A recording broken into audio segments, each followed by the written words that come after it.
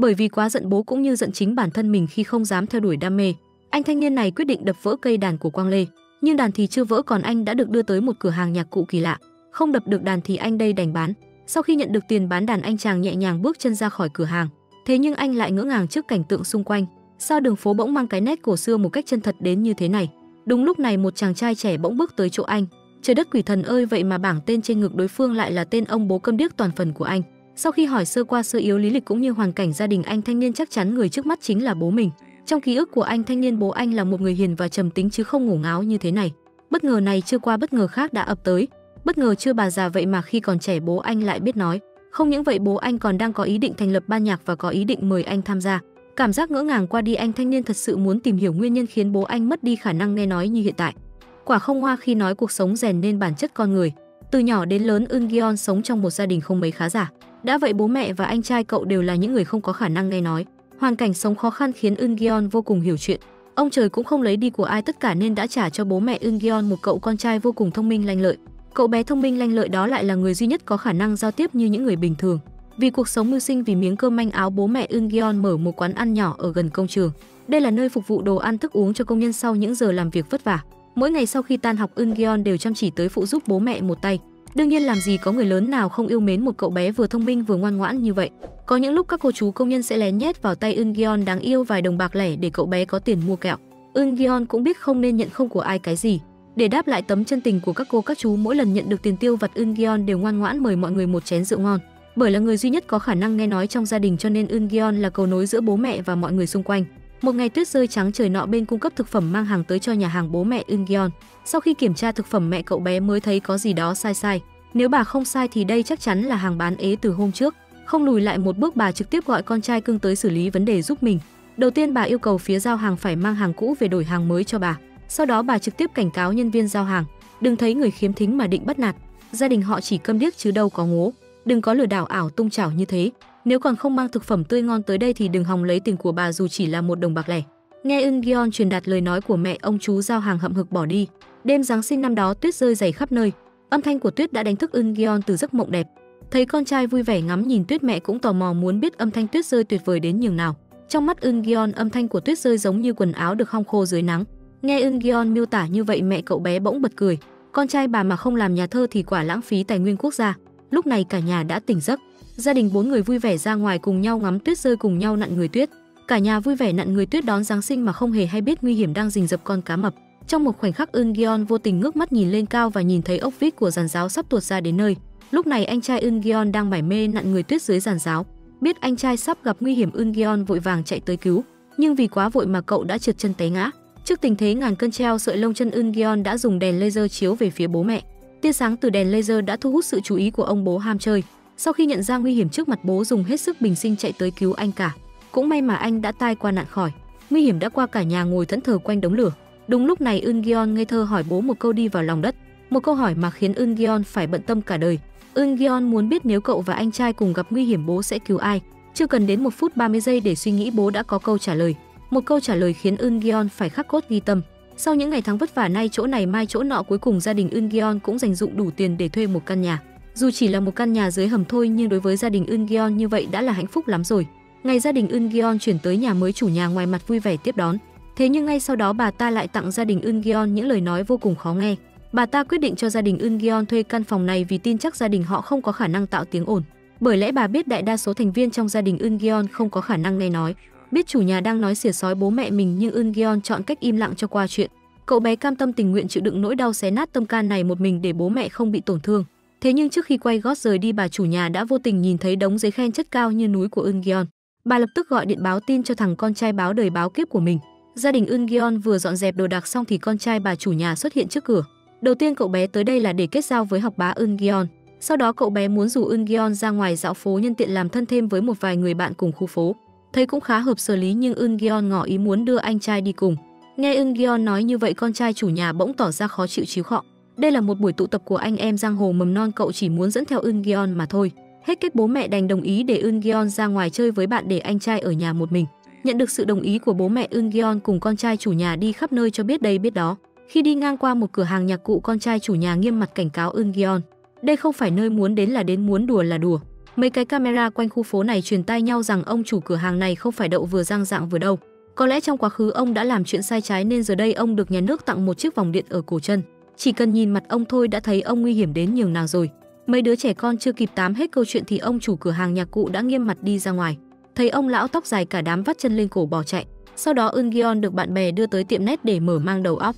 Nhưng cậu còn chưa ngồi được bao lâu thì đã nhận được điện thoại từ bố. Bố muốn Eun-gyeon về nhà chơi cùng anh trai vì giờ bố mẹ phải ra nhà hàng làm việc. Dù không nỡ rời xa chiếc máy tính này nhưng Eun-gyeon vẫn ngoan ngoãn về nhà theo lời dặn của bố mẹ. Mấy thằng nhóc đi cùng thấy vậy cũng khá là mất hứng. Đám trẻ hứa từ nay về sau sẽ không bao giờ rủ Eun-gyeon đi cùng nữa. Thế nhưng con trai chủ nhà lập tức phản đối. Thằng nhóc tiếp cận Eun-gyeon là có ý đồ riêng. Thật ra nó cũng đâu có quý mến Eun-gyeon gì cho cam. Nó chỉ muốn lợi dụng Eun-gyeon để nhờ cậu bé đánh cháo bài kiểm tra. Như vậy thì trong kỳ thi sắp tới con trai chủ nhà sẽ không đứng top đầu từ dưới lên nữa. Thế nhưng Eun-gyeon đâu có dại nên đâu có bị dụ dỗ. Dù ai nói ngả nói nghiêng thì cậu bé vẫn kiên quyết không giúp con trai chủ nhà. Cũng vì chuyện này mà Eun-gyeon bị con trai chủ nhà tát nước tạt tai suýt thì tát tới tấp. Thằng nhãi danh vắt mũi chưa sạch còn dám dùng căn phòng gia đình Eun-gyeon đang ở để đe dọa Eun-gyeon. Nó nói nó sẽ đuổi thẳng cổ gia đình Eun-gyeon bất cứ khi nào nó muốn. Sau khi tan học một mình Eun-gyeon bước đi trên con đường dài. Nghĩ đến cảnh tượng cả gia đình vì mình mà bị tống cổ ra ngoài đường, Eun-gyeon bất lực không thôi. Quá đau lòng, Eun-gyeon ngồi trước cửa hàng nhạc cụ, nước mắt đôi dòng lan dài trên má. Thấy Eun-gyeon đã ướt như chuột lột, ông chủ cửa hàng ném cho cậu bé một chiếc khăn lau người. Ông còn nhiệt tình mời Eun-gyeon vào trong uống ly cacao nóng. Làm gì thì làm, cứ lo ấm cái bụng trước đã. Eun-gyeon cũng ngoan ngoãn theo ông vào nhà. Thế nhưng lúc này cậu bé vẫn còn dè chừng. Cậu không biết trong khoảnh khắc cậu lơ là ông chủ sẽ làm gì cậu. Thấy Eun-gyeon như vậy, ông chủ chỉ đành kéo ống quần lên cao để lộ ra đôi chân không có vòng điện tử của mình. Sau khi nghe Eun-gyeon tâm sự dày ông sự mỏng, ông chủ lập tức mắng con trai chủ nhà là một đứa bé thiếu học. Không phải là mất dạy mà là có dạy nhưng không tiếp thu. Ông khuyên Eun-gyeon hãy cắt đứt liên lạc với những đứa trẻ báo đời đó. Các cụ xưa đã dạy gần mực thì đen, gần đèn thì sáng mà. Không những vậy, Eun-gyeon nên nói cho bố mẹ biết những chuyện đã xảy ra ngày hôm nay. Được ông chủ an ủi, Eun-gyeon cũng đã nhẹ lòng. Thế nhưng những chuyện đã xảy ra Eun-gyeon không thể tâm sự với bố mẹ. Bố mẹ biết chuyện cũng chỉ thêm lo lắng mà thôi.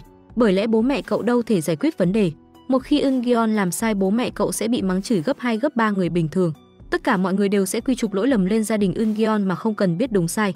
Đại đa số mọi người đều nghĩ rằng bởi không có khả năng nghe nói nên bố mẹ mới không dạy dỗ Eun-gyeon nên người. Chính vì vậy Eun-gyeon luôn phải cố gắng làm mọi chuyện tốt nhất có thể. Ông chủ thương cậu bé hiểu chuyện này nên đề nghị dạy cậu chơi guitar. Eun-gyeon nghĩ đến những gì cậu vừa nghe thấy bên ngoài cửa hàng. Bài hát đó đã khiến cậu thấy buồn và khóc nên gật đầu đồng ý. Vì vậy ông chủ bắt đầu dạy Eun-gyeon guitar, dạy cậu nói chuyện với nhạc cụ. Eun-gyeon bị thu hút bởi thứ âm nhạc tuyệt vời mà ông chủ chơi. Cậu từ từ rơi vào tình yêu với guitar. Vì thế Eun-gyeon bắt đầu học guitar. Bởi vì từ chối con trai của chủ nhà cho nên ở trường Eun-gyeon luôn bị đối phương nhắm vào. Nhưng bởi vì có âm nhạc đi kèm nên trái tim của Eun-gyeon vẫn tràn ngập ánh nắng mặt trời. Cậu bé không quan tâm đến sự khiêu khích của con trai chủ nhà. Cậu còn cố ý đến hỏi chủ nhà về luật bảo vệ cho thuê nhà và nhấn mạnh rằng chủ nhà không thể đuổi người thuê nhà trong thời gian cho thuê. Con trai chủ nhà ở một bên nghe vậy thì tức giận đến nghiến răng nghiến lợi. Cứ như vậy xuân đi đông đến trình độ guitar của Eun-gyeon ngày càng đỉnh của chóp. Ông chủ thấy thời cơ đã đến liền lấy ra một cái máy nghe nhạc cũ. Ông yêu cầu Eun-gyeon nghe bản nhạc bên trong và bảo cậu nghĩ ra một đoạn guitar riff. Nếu cậu làm hài lòng ông chủ thì ông sẽ tặng cậu một cây đàn mà cậu muốn. Eun-gyeon vui vẻ đáp ứng và nói lời tạm biệt với ông chủ để trở về nhà. Lúc này cậu lại nhìn thấy con trai chủ nhà bị phạt vì bị điểm không. Thấy cậu ta chỉ được mặc một chiếc áo mỏng manh giữa trời lạnh, Eun-gyeon tốt bụng lấy áo khoác của mình khoác lên cho cậu ta. Eun-gyeon trở về nhà vừa lúc bố mẹ chuẩn bị đi ra ngoài. Bố mẹ dặn dò Eun-gyeon chăm sóc anh trai đang bị sốt. Sau khi thăm anh trai đang ngủ trên giường, Eun-gyeon đi vào phòng khách nghe nhạc để viết đoạn nhạc đó. Eun-gyeon dường như thiên phú dị bẩm. Cậu đắm chìm sâu trong bài nhạc vô danh này và nghiêm túc viết nhạc mà không nghe thấy tiếng đập cửa của con trai chủ nhà đến trả áo khoác. Cậu ta thấy không có ai trả lời liền ném quần áo qua cửa sổ. Vừa vặn nhân viên giao đồ ăn đi ngang qua ném xuống đất một tàn thuốc lá. Con trai của chủ nhà tức giận ném tàn thuốc vào phòng. Ngay sau đó tàn thuốc bốc cháy rèm cửa. Eun-gyeon viết xong bản nhạc liền chuẩn bị ra ngoài nói cho ông chủ tin tức tốt này. Trước khi đi cậu mở cửa nhìn vào phòng anh trai, thấy không có gì bất thường cậu mới rời đi. Trên đường đi Eun-gyeon gọi cho ông chủ nhưng cậu lại phát hiện không có người nghe máy. Đến cửa hàng nhạc cụ thì bên trong tối đen như mực. Eun-gyeon dùng sức gõ cửa cũng không có người trả lời. Tại thời điểm này ông chủ đang nằm dưới đất trong cửa hàng, không thể tìm thấy ông chủ cửa hàng. Eun-gyeon đành thất vọng quay về. Vừa đến cửa nhà thì thấy gần đó có rất nhiều lính cứu hỏa. Cậu vội chui qua đám người chạy đến bên cạnh mẹ. Mẹ lo lắng nói với Eun-gyeon rằng bố đã xông vào bên trong nhà để cứu cậu. Eun-gyeon nhớ lại câu trả lời của bố mình. Nếu cậu và anh trai gặp nguy hiểm cùng một lúc bố sẽ cứu cậu ngay lập tức. Bởi vì Eun-gyeon là giọng nói gắn kết gia đình họ với thế giới bên ngoài. Hơn nữa Eun-gyeon có thể chạy ra ngoài để tìm kiếm sự giúp đỡ từ những người khác. Đối với bố cậu là một thiên thần nhỏ. Nghĩ đến đây Eun-gyeon hối hận không thôi, ngồi xổm trên mặt đất khóc nức nở. Lúc này người bố đã được giải cứu ra ngoài. Ông nhìn thấy Eun-gyeon bình an thì rất vui mừng. Sau đó ông từ từ ngất xỉu. Chủ nhà đứng trong đám đông chứng kiến mọi việc nhận thấy con trai có vẻ quái dị. Thì ra con trai bà bị dọa cho sợ tè ra quần. Thấy một nhà Eun-gyeon bình yên vô sự, chủ nhà đến phòng bệnh yêu cầu bố mẹ cậu chịu trách nhiệm. Mẹ Eun-gyeon giải thích rằng hỏa hoạn là do tàn thuốc lá đã gây ra, không phải do họ làm. Chủ nhà đang tức giận cũng không thể đọc ngôn ngữ ký hiệu của họ. Bà liền ra lệnh cho cả gia đình di chuyển ngay lập tức. Bất đắc dĩ cả nhà chỉ có thể tìm chỗ ở khác. Trước khi đi, Eun-gyeon tranh thủ thời gian muốn nói lời tạm biệt với ông chủ của cửa hàng nhạc cụ. Cậu vội chạy nhanh đến cửa hàng nhạc cụ thì thấy đèn lồng trắng treo bên ngoài cửa hàng. Eun-gyeon khóc giống lên. Cùng lúc đó hai mẹ con tay cầm hoa cúc đi ngang qua Eun-gyeon và đi về phía cửa hàng nhạc cụ. Cô bé quay đầu lại nhìn Eun-gyeon đang khóc. Thời gian trôi qua chớp mắt đã đến 6 năm sau đó, một ngôi nhà mới đã được xây dựng ở cửa hàng nhạc cụ. Anh trai của Eun-gyeon trở thành một vận động viên taekwondo. Eun-gyeon thì đang học tại trường trung học. Lúc nào anh cũng luôn là người đứng đầu toàn trường. Hai anh em Eun-gyeon vô cùng đẹp trai, nên khi họ sánh bước với nhau bên ngoài đã thu hút không ít ánh mắt của các cô gái. Anh trai nói với Eun-gyeon mình đã có bạn gái. Cô ấy rất đẹp và cũng là người khiếm thính. Hiện cô ấy đang học cello tại trường cao đẳng nghệ thuật. Nhưng người khiếm thính thì tập cello thế nào được? Nên anh trai đoán rằng đối phương đã giả vờ là người câm điếc trước mặt mình để thu hút sự chú ý của anh. Eun-gyeon bày ra vẻ mặt không nói gì. Anh trai thật đúng là tự tin quá. Vừa nói chuyện xong, hai anh em nhận được tin nhắn từ mẹ liền vội vã trở lại cửa hàng. Bố đang khoe con trai mình trước mặt người quen. Có một bảng đen có thể xoay ở giữa bàn. Bố đã viết những gì ông muốn nói trên đó. Bố đã uống hơi nhiều nên lập tức gục luôn trên bàn. Hai anh em dìu bố lên giường. Bố liền đứng dậy giữ lấy Eun-gyeon. Ông nói với anh rằng những người quen ngồi cùng bàn với ông hôm nay từng coi thường ông. Bây giờ họ không thể coi thường ông được nữa. Tại vì ông có hai đứa con trai tuyệt vời. Một là vận động viên của đội tuyển taekwondo quốc gia trong tương lai. Người kia là người đứng đầu toàn trường và sẽ trở thành một bác sĩ đầy hứa hẹn. Nghe bố nói có thể thấy bố đang tràn đầy niềm vui. Một lòng hy vọng Eun-gyeon trở thành bác sĩ. Eun-gyeon nhìn khuôn mặt tươi cười của bố mình và nhận cái ôm của bố. Nhưng trên mặt anh lại không hề vui mừng. Eun-gyeon đến bàn học và suy nghĩ về những lời nói của bố mình. Nhìn xung quanh dán đầy những lời động viên. Tất cả đều là kỳ vọng của cha mẹ với anh. Điều đó cũng đã khiến anh biến nó thành ước mơ của mình mà kìm nén bản thân. Mọi người trong nhà không hề biết Eun-gyeon không muốn trở thành bác sĩ chút nào. Niềm yêu thích của anh là guitar. Eun-gyeon chơi guitar trên đường phố với niềm đam mê của mình cũng thu hút nhiều người qua đường dừng lại. Trong âm nhạc, Eun-gyeon cảm thấy thoải mái, ánh mắt cũng trở nên vui vẻ. Anh đã kết nối thế giới im lặng và âm thanh bằng ngôn ngữ và ngôn ngữ ký hiệu. Bây giờ anh đã tìm thấy thêm một cách nữa, đó là có thể sử dụng âm nhạc cùng với người khác truyền đạt tâm trạng của mình. Kỹ năng chơi nhạc tuyệt đỉnh của Eun-gyeon đã thu hút sự chú ý của nhóm nhạc Spin9. Các thành viên đề nghị Eun-gyeon tham gia ban nhạc với tư cách là một tay guitar. Eun-gyeon không muốn tiết lộ danh tính thực sự của mình nên đã từ chối ngay lập tức. Nhưng trước khi rời đi, đối phương vẫn đưa cho anh một chiếc đĩa và địa chỉ của ban nhạc. Eun-gyeon cất đĩa vào tủ đồ cá nhân của mình. Không gian nhỏ này chứa đầy những vật dụng liên quan đến âm nhạc. Đó là thế giới và giấc mơ của riêng anh mà người khác không thể nhìn thấy. Lần này anh muốn thử dũng cảm một lần. Vì vậy liền mang theo đĩa nhạc và chạy đến chỗ ban nhạc. Nhưng trước khi gia nhập, anh đưa ra hai điều kiện. Đầu tiên, không được tháo mặt nạ khi biểu diễn. Thứ hai, gia đình và việc học phải đặt lên hàng đầu. Chẳng bao lâu ban nhạc tổ chức biểu diễn. Với sự tham gia của Eun-gyeon, các thành viên phối hợp với nhau một cách hoàn hảo. Âm nhạc cuồng nhiệt ngay lập tức thắp sáng toàn bộ hội trường. Đặc biệt là màn solo của Eun-gyeon còn làm mọi người phấn khích. Còn may mắn hơn nữa, màn trình diễn xuất sắc của Eun-gyeon đã được một công ty giải trí đánh giá cao. Họ muốn mời ban nhạc làm ban nhạc khách mời cho chuyến lưu diễn nước ngoài của nghệ sĩ. Quản lý thông báo với họ rằng tuần sau giám đốc sản xuất Ma Ju sẽ đến gặp họ. Nghe những lời nói này, các thành viên ôm nhau đầy phấn khích. Họ phải biết rằng, một khi họ nhận được sự ưu ái của giám đốc Ma Ju thì ban nhạc có thể phát hành album và thực hiện giấc mơ âm nhạc trong tầm tay. Để kỷ niệm ngày lịch sử này, các thành viên uống rượu để cổ vũ nhau. Nửa chừng Eun-gyeon nhận được tin nhắn từ bố. Ông nói mình bị tai nạn ô tô, cần Eun-gyeon đến đồn cảnh sát. Eun-gyeon nhanh chóng đến đồn cảnh sát để làm thông dịch viên. Rất may bố anh chỉ bị ngã xuống đường khi tránh chiếc xe gây tai nạn, không bị thương nặng. Nhưng điều làm anh ngạc nhiên là người lái xe vào nhà kho của cửa hàng bố anh là người chủ nhà mà anh đã nhiều năm không gặp, bởi vì tất cả camera xung quanh đều bị hỏng. Vì vậy tạm thời chưa thể xác định được hung thủ gây ra vụ tông xe rồi bỏ chạy. Chủ nhà liên tục nói mình là người lái xe gây ra tai nạn, nhưng bố chắc chắn rằng người lái xe không phải là bà ta. Sau khi nói chuyện với bố, Eun-gyeon báo cảnh sát bố mình tận mắt chứng kiến người lái xe là một người đàn ông, và đó là con trai của chủ nhà. Chủ nhà vì muốn bảo vệ con trai cương quyết nhận tội thay cho cậu ta. Cuối cùng vì không đủ bằng chứng, họ chỉ có thể chờ điều tra thêm trước khi giải quyết. Hóa ra sự nhẫn nhịn của ông không khiến bà chủ và con trai nhận ra lỗi lầm của mình. Bố Eun-gyeon vẫn luôn nhớ về vụ hỏa hoạn năm xưa. Ông hối hận vì đã không kiện bọn họ ngày đó. Người đốt lửa không phải là Eun-gyeon, nhưng vì không ai chịu nghe lời người khuyết tật và nghèo nên ông không thể nói. Điều đó khiến ông dằn vặt suốt bao năm qua.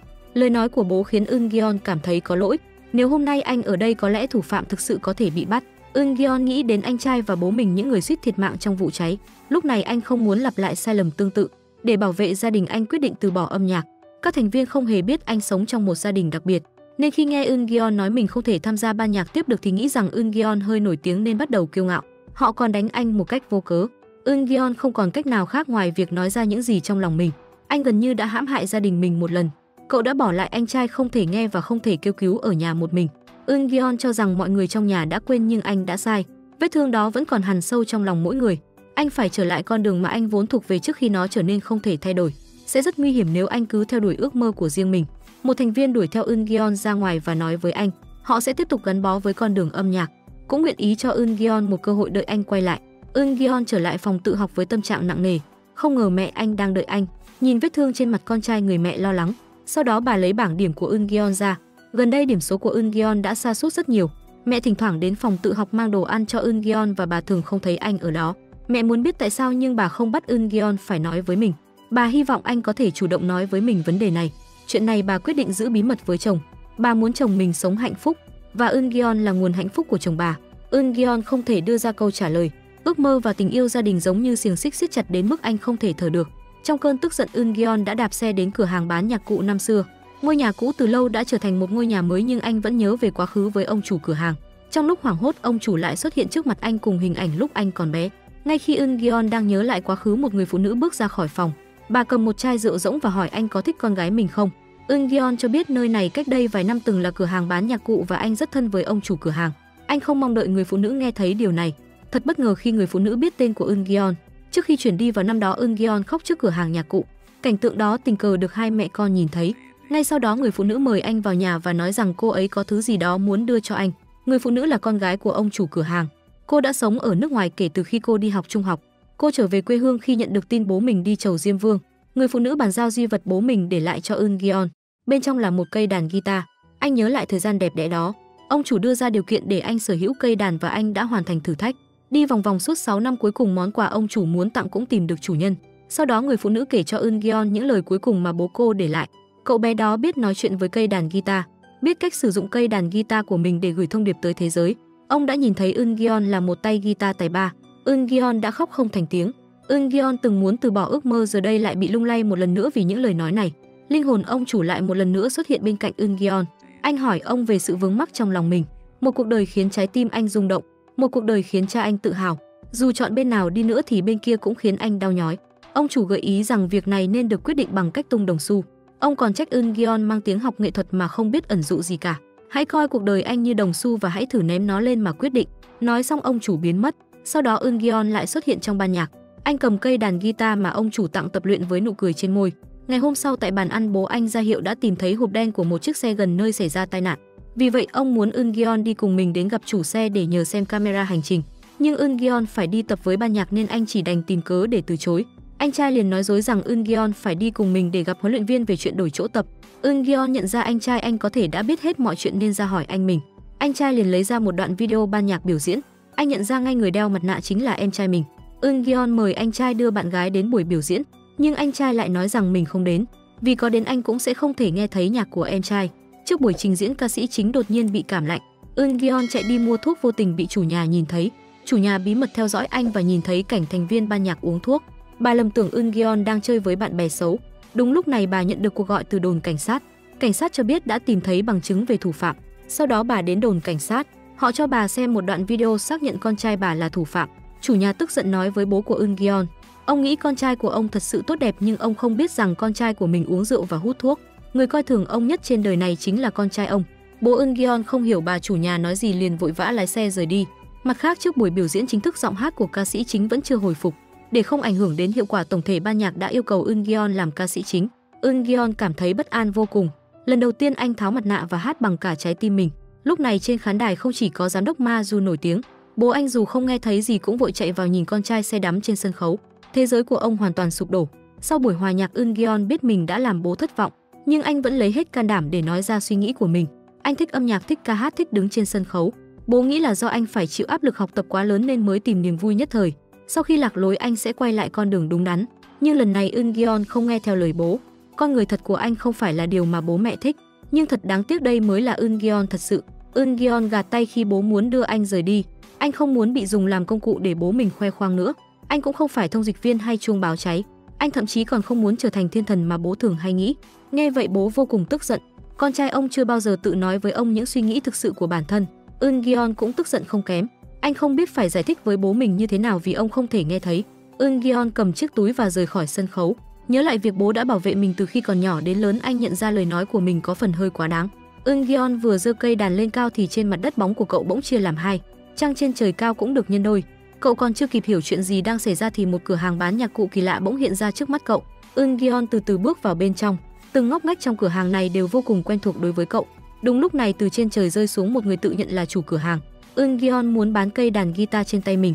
Ông chủ hào phóng đưa cậu 2 cọc tiền, nhưng ông cũng không quên dặn dò cậu, nếu có một ngày cậu muốn thay đổi ý định thì hãy tới đây tìm ông. Thế nhưng để tìm được cửa hàng này còn khó hơn lên trời. Dứt lời, ông chủ đưa Eun-gyeon một tờ biên lai mua bán. Ông dặn cậu nhất định phải giữ cho chắc tờ biên lai này, bởi nếu mất đi tờ biên này thì vô cùng rắc rối. Eun-gyeon mở cửa bình tĩnh bước ra bên ngoài. Thế nhưng cảnh vật trước mắt cậu đã thay đổi hoàn toàn.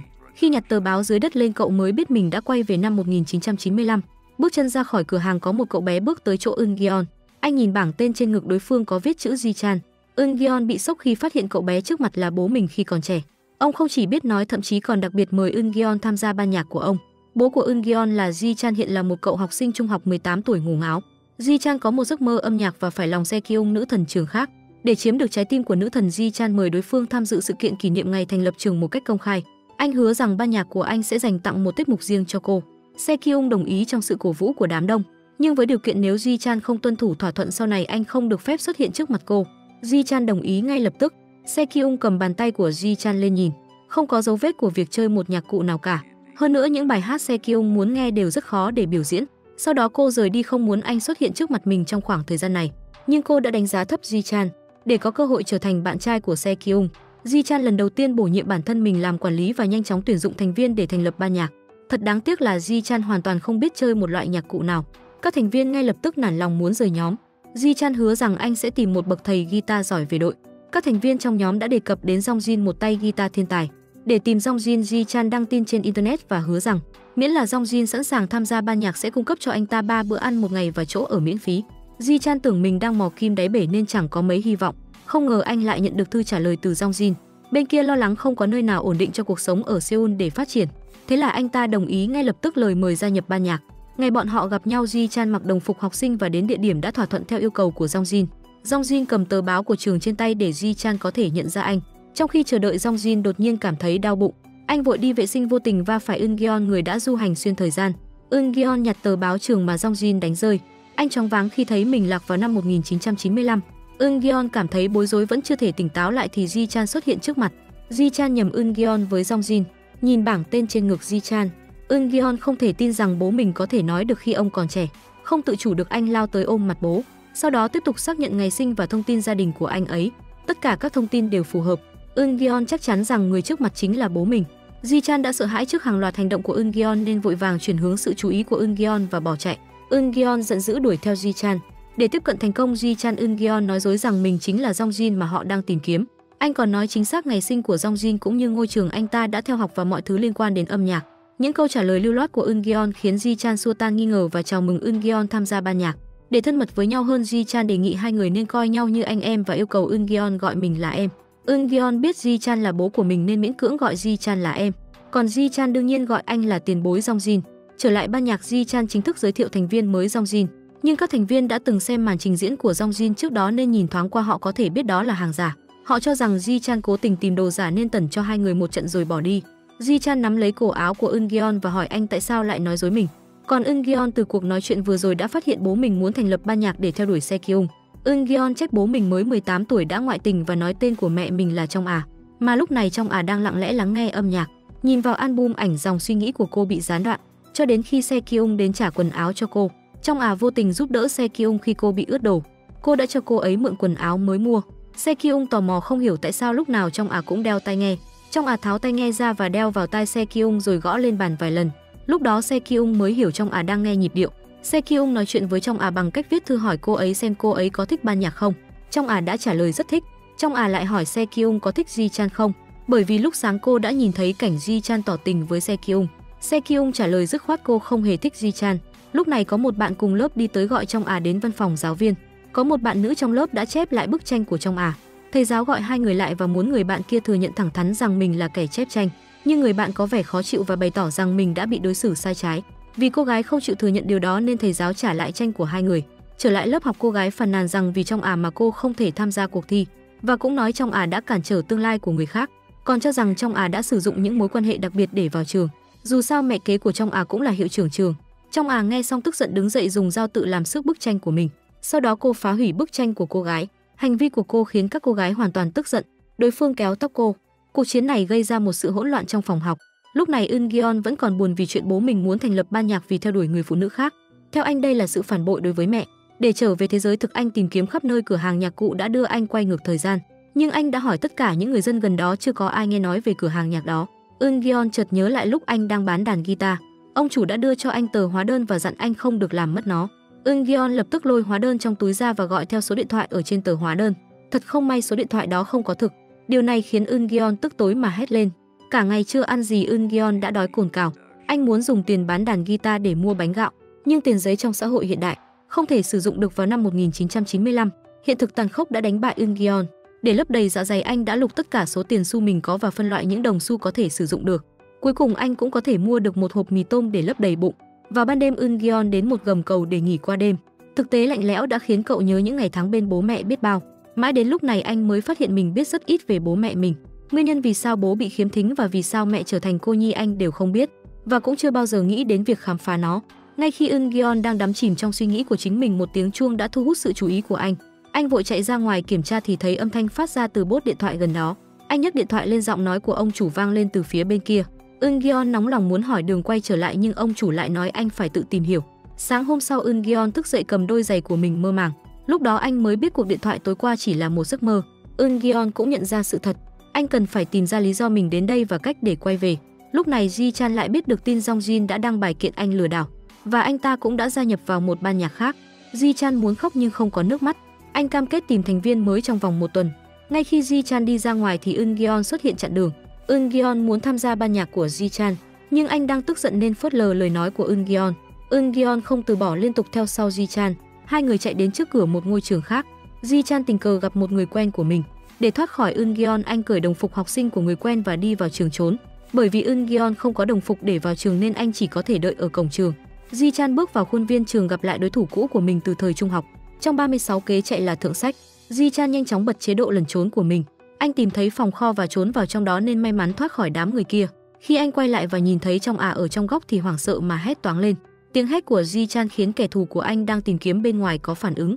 Ji-chan bình tĩnh lại, vội vàng ngăn trong phát ra tiếng động. Về phần Eun-gyeon, anh đã đợi ở cổng trường rất lâu. Tình cờ anh nhìn thấy Se-kyung đi ra khỏi trường. Eun-gyeon nhận ra người kia là con gái của ông chủ cửa hàng nhạc cụ. Se-kyung nghe thấy Eun-gyeon gọi mình bằng cô thì tưởng anh cũng giống Ji-chan, dùng những lý do thô tục để bắt chuyện. Lúc này Ji-chan đang trốn trong phòng chứa đồ. Cuối cùng anh đã thoát khỏi sự truy đuổi của kẻ thù truyền kiếp. Để cảm ơn trong anh tự giới thiệu mình một cách ngu ngốc. Điều đáng ngạc nhiên là bất kể anh nói gì thì trong luôn giữ im lặng. Lý do trong xuất hiện ở đây là vì cô bị cô bạn sao chép bức tranh nhốt ở đây. Ji-chan nhìn thấy trán trong chảy máu liền cởi cà vạt và băng bó cho cô. Trong nhìn chiếc cà vạt ngày càng gần mình thì một ký ức khủng khiếp chợt lóe lên trong đầu khiến cô bối rối mà cắn tay Ji-chan. Tiếng hét của Ji-chan thu hút sự chú ý của giáo viên thể dục. Giáo viên cử người đi lấy chìa khóa, còn thầy đập cửa điên cuồng để xem chuyện gì đang xảy ra bên trong. Nhưng khi thầy thể dục mở cửa vào thì hai người đã chui qua cánh cửa khác ra ngoài. Không may Ji-chan để quên áo khoác đồng phục học sinh của người quen trong phòng chứa đồ. Hai người nắm tay nhau chạy điên cuồng trong khuôn viên trường. Nụ cười rạng rỡ và bàn tay ấm áp của Ji-chan đã khiến trong người luôn sống trong thế giới im lặng cảm giác được sự tự do và hứng khởi lần đầu tiên.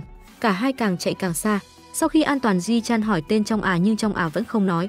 Anh đưa tay muốn lật bảng tên trên ngực trong để nhìn rõ tên cô. Trong vô thức vặn cánh tay của anh. Cô không muốn ai đến gần mình. Ji-chan không bối rối. Trước khi rời đi liền để lại một tờ giấy cho trong Anh viết số điện thoại của mình lên đó và nói cô hãy gửi tín hiệu đau khổ cho anh nếu cần thiết. Eun-gyeon, người đang đợi bên ngoài, lại bắt chuyện với Se-kyung. Lần này anh hỏi tin tức về ông chủ. Đó là bố của Se-kyung. Anh thú nhận rằng ông ấy là người thầy đã dạy anh học guitar. Ông ấy cũng là tay guitar giỏi nhất mà anh biết. Không ngờ khi nghe được lời này, sắc mặt Se-kyung thay đổi hẳn. Cô hỏi anh là ai? Eun-gyeon giải thích ông chủ từng điều hành một cửa hàng nhạc cụ. Đó là thời điểm anh tự học chơi guitar. Se-kyung cố hết sức để nhận ra anh và khăng khăng rằng bố là giáo sư vật lý chứ chưa từng kinh doanh gì. Hóa ra người bố mà cô nhắc đến chính là cha nuôi của mình. Còn ông chủ cửa hàng nhạc cụ mà Eun-gyeon nhắc đến chính là cha ruột của cô. Cô nghi ngờ rằng Eun-gyeon được cha ruột cử đến để theo dõi cô. Hóa ra Se-kyung, người được mọi người ghen tị, lại có một cuộc sống không tốt lắm. Khi cô còn nhỏ, cô thích hát và nhảy. Se-kyung thích tỏa sáng trên sân khấu. Cô đã nghĩ cuộc sống của mình sẽ theo đuổi những giấc mơ, nhưng một ngày cô vô tình mở ra một căn phòng chứa đầy bí mật. Cô nhìn thấy một bức ảnh của gia đình 3 người bên trong và chiếc cello mà cô đang dùng. Sau đó cô mới biết rằng con gái của cha mẹ nuôi mình đã ngỏm củ tỏi và Se-kyung đến chỉ để xoa dịu nỗi đau của cha mẹ nuôi. Để ở được trong ngôi nhà này, cô muốn thay thế con gái ruột của họ. Cô từ bỏ ước mơ tỏa sáng trên sân khấu và học cello, một nhạc cụ mà con gái cha mẹ nuôi chơi rất giỏi. Tại thời điểm này, Ji-chan chạy tới. Se-kyung hỏi hai người có biết nhau không. Eun-gyeon và Ji-chan trả lời không thống nhất với nhau, người biết người không biết. Se-kyung tưởng hai người chơi chung với nhau nên cảnh báo họ không được xuất hiện trước mặt cô. Ji-chan không bỏ cuộc mà vội vàng đuổi theo cô đến tận cửa nhà. Ji-chan nói với Se-kyung một cách trang trọng, anh chắc chắn sẽ thành lập một ban nhạc như đã thỏa thuận để biểu diễn tiết mục riêng cho cô. Eun-gyeon ở xa đã theo dõi mọi hành động của họ. Khi Ji-chan phát hiện Eun-gyeon thuyết phục Ji-chan từ bỏ Se-kyung. Dù sao thì Se-kyung cuối cùng cũng sẽ cưới người khác và sinh được một cô con gái xinh đẹp. Cô cũng sẽ có một cuộc sống tốt hơn. Ji-chan tưởng Eun-gyeon đang tranh giành với mình liền hỏi anh là ai. Tại sao Eun-gyeon luôn cản đường mình kể từ khi họ gặp nhau? Eun-gyeon nhìn kỹ người bố trẻ của mình. Anh chỉ có thể nói trong lòng rằng mình là con trai của Ji-chan. Ji-chan không thể chịu nổi ánh mắt trìu mến của Eun-gyeon. Để thoát khỏi Eun-gyeon, anh ngay lập tức bắt đầu chạy điên cuồng. Hai người lại một lần nữa chơi trò đuổi bắt. Ji-chan vội vàng chạy về nhà. Eun-gyeon đuổi theo anh suốt chặng đường. Eun-gyeon thấy bà của Ji-chan tức giận vì điểm số của cháu mình. Eun-gyeon tình cờ nhặt tờ giấy trên mặt đất lên. Sau đó anh mới nhận ra rằng điểm của bố tồi tệ đến mức anh thậm chí không thể tưởng tượng nổi. Để xoa dịu cơn giận của bà nội, Ji-chan yêu cầu Eun-gyeon đóng giả làm gia sư của mình. Eun-gyeon ngay lập tức hợp tác và diễn trước mặt bà. Bà nội tuy già nhưng vẫn rất minh mẫn. Để xác minh danh tính gia sư của Eun-gyeon, bà liền giao để cho Eun-gyeon để kiểm tra anh. May mắn thay, Eun-gyeon cũng là học sinh đứng đầu. Anh không những hoàn thành bài kiểm tra trước thời hạn mà trả lời đúng tất cả các câu hỏi. Ngay sau đó mọi sự nghi ngờ đã tan biến. Bà yêu cầu Eun-gyeon giúp đỡ Ji-chan được điểm tốt. Bà cũng chu đáo chuẩn bị một bữa tiệc thịnh soạn cho mọi người quây quần bên nhau. Eun-gyeon tràn ngập hạnh phúc. Anh chưa bao giờ nghĩ rằng trong cuộc đời người bố khiếm thính của mình lại có một khoảng thời gian vui đùa một cách sôi nổi như vậy. Anh rất tò mò tại sao bố mình lại bị câm điếc. Đêm đến, Eun-gyeon nhớ lại tuổi thơ của mình trong tiếng ngáy của Ji-chan. Lúc đó bố anh cùng anh và anh trai đi tắm cùng nhau. Nhìn thấy vết sẹo trên lưng bố, anh liền hỏi nó đến từ đâu. Bố Eun-gyeon thản nhiên trả lời là ông vô tình bị thương. Ngày tiếp theo, sau khi Eun-gyeon tỉnh dậy, anh nhận được cuộc gọi từ Ji-chan ra lệnh cho mình đưa đồng phục học sinh đến trường cho anh. Eun-gyeon bước vào trường. Anh nhanh chóng nhìn thấy biển chỉ dẫn đến phòng tập của nhóm nhạc của bố. Eun-gyeon liền đi theo hướng dẫn đến phòng tập. Nhìn cây đàn quen thuộc dưới đất, anh nhặt guitar lên và bắt đầu chơi một cách điêu luyện. Ji-chan vừa nghe thấy tiếng đàn liền chạy tới nhưng Eun-gyeon đã rời đi.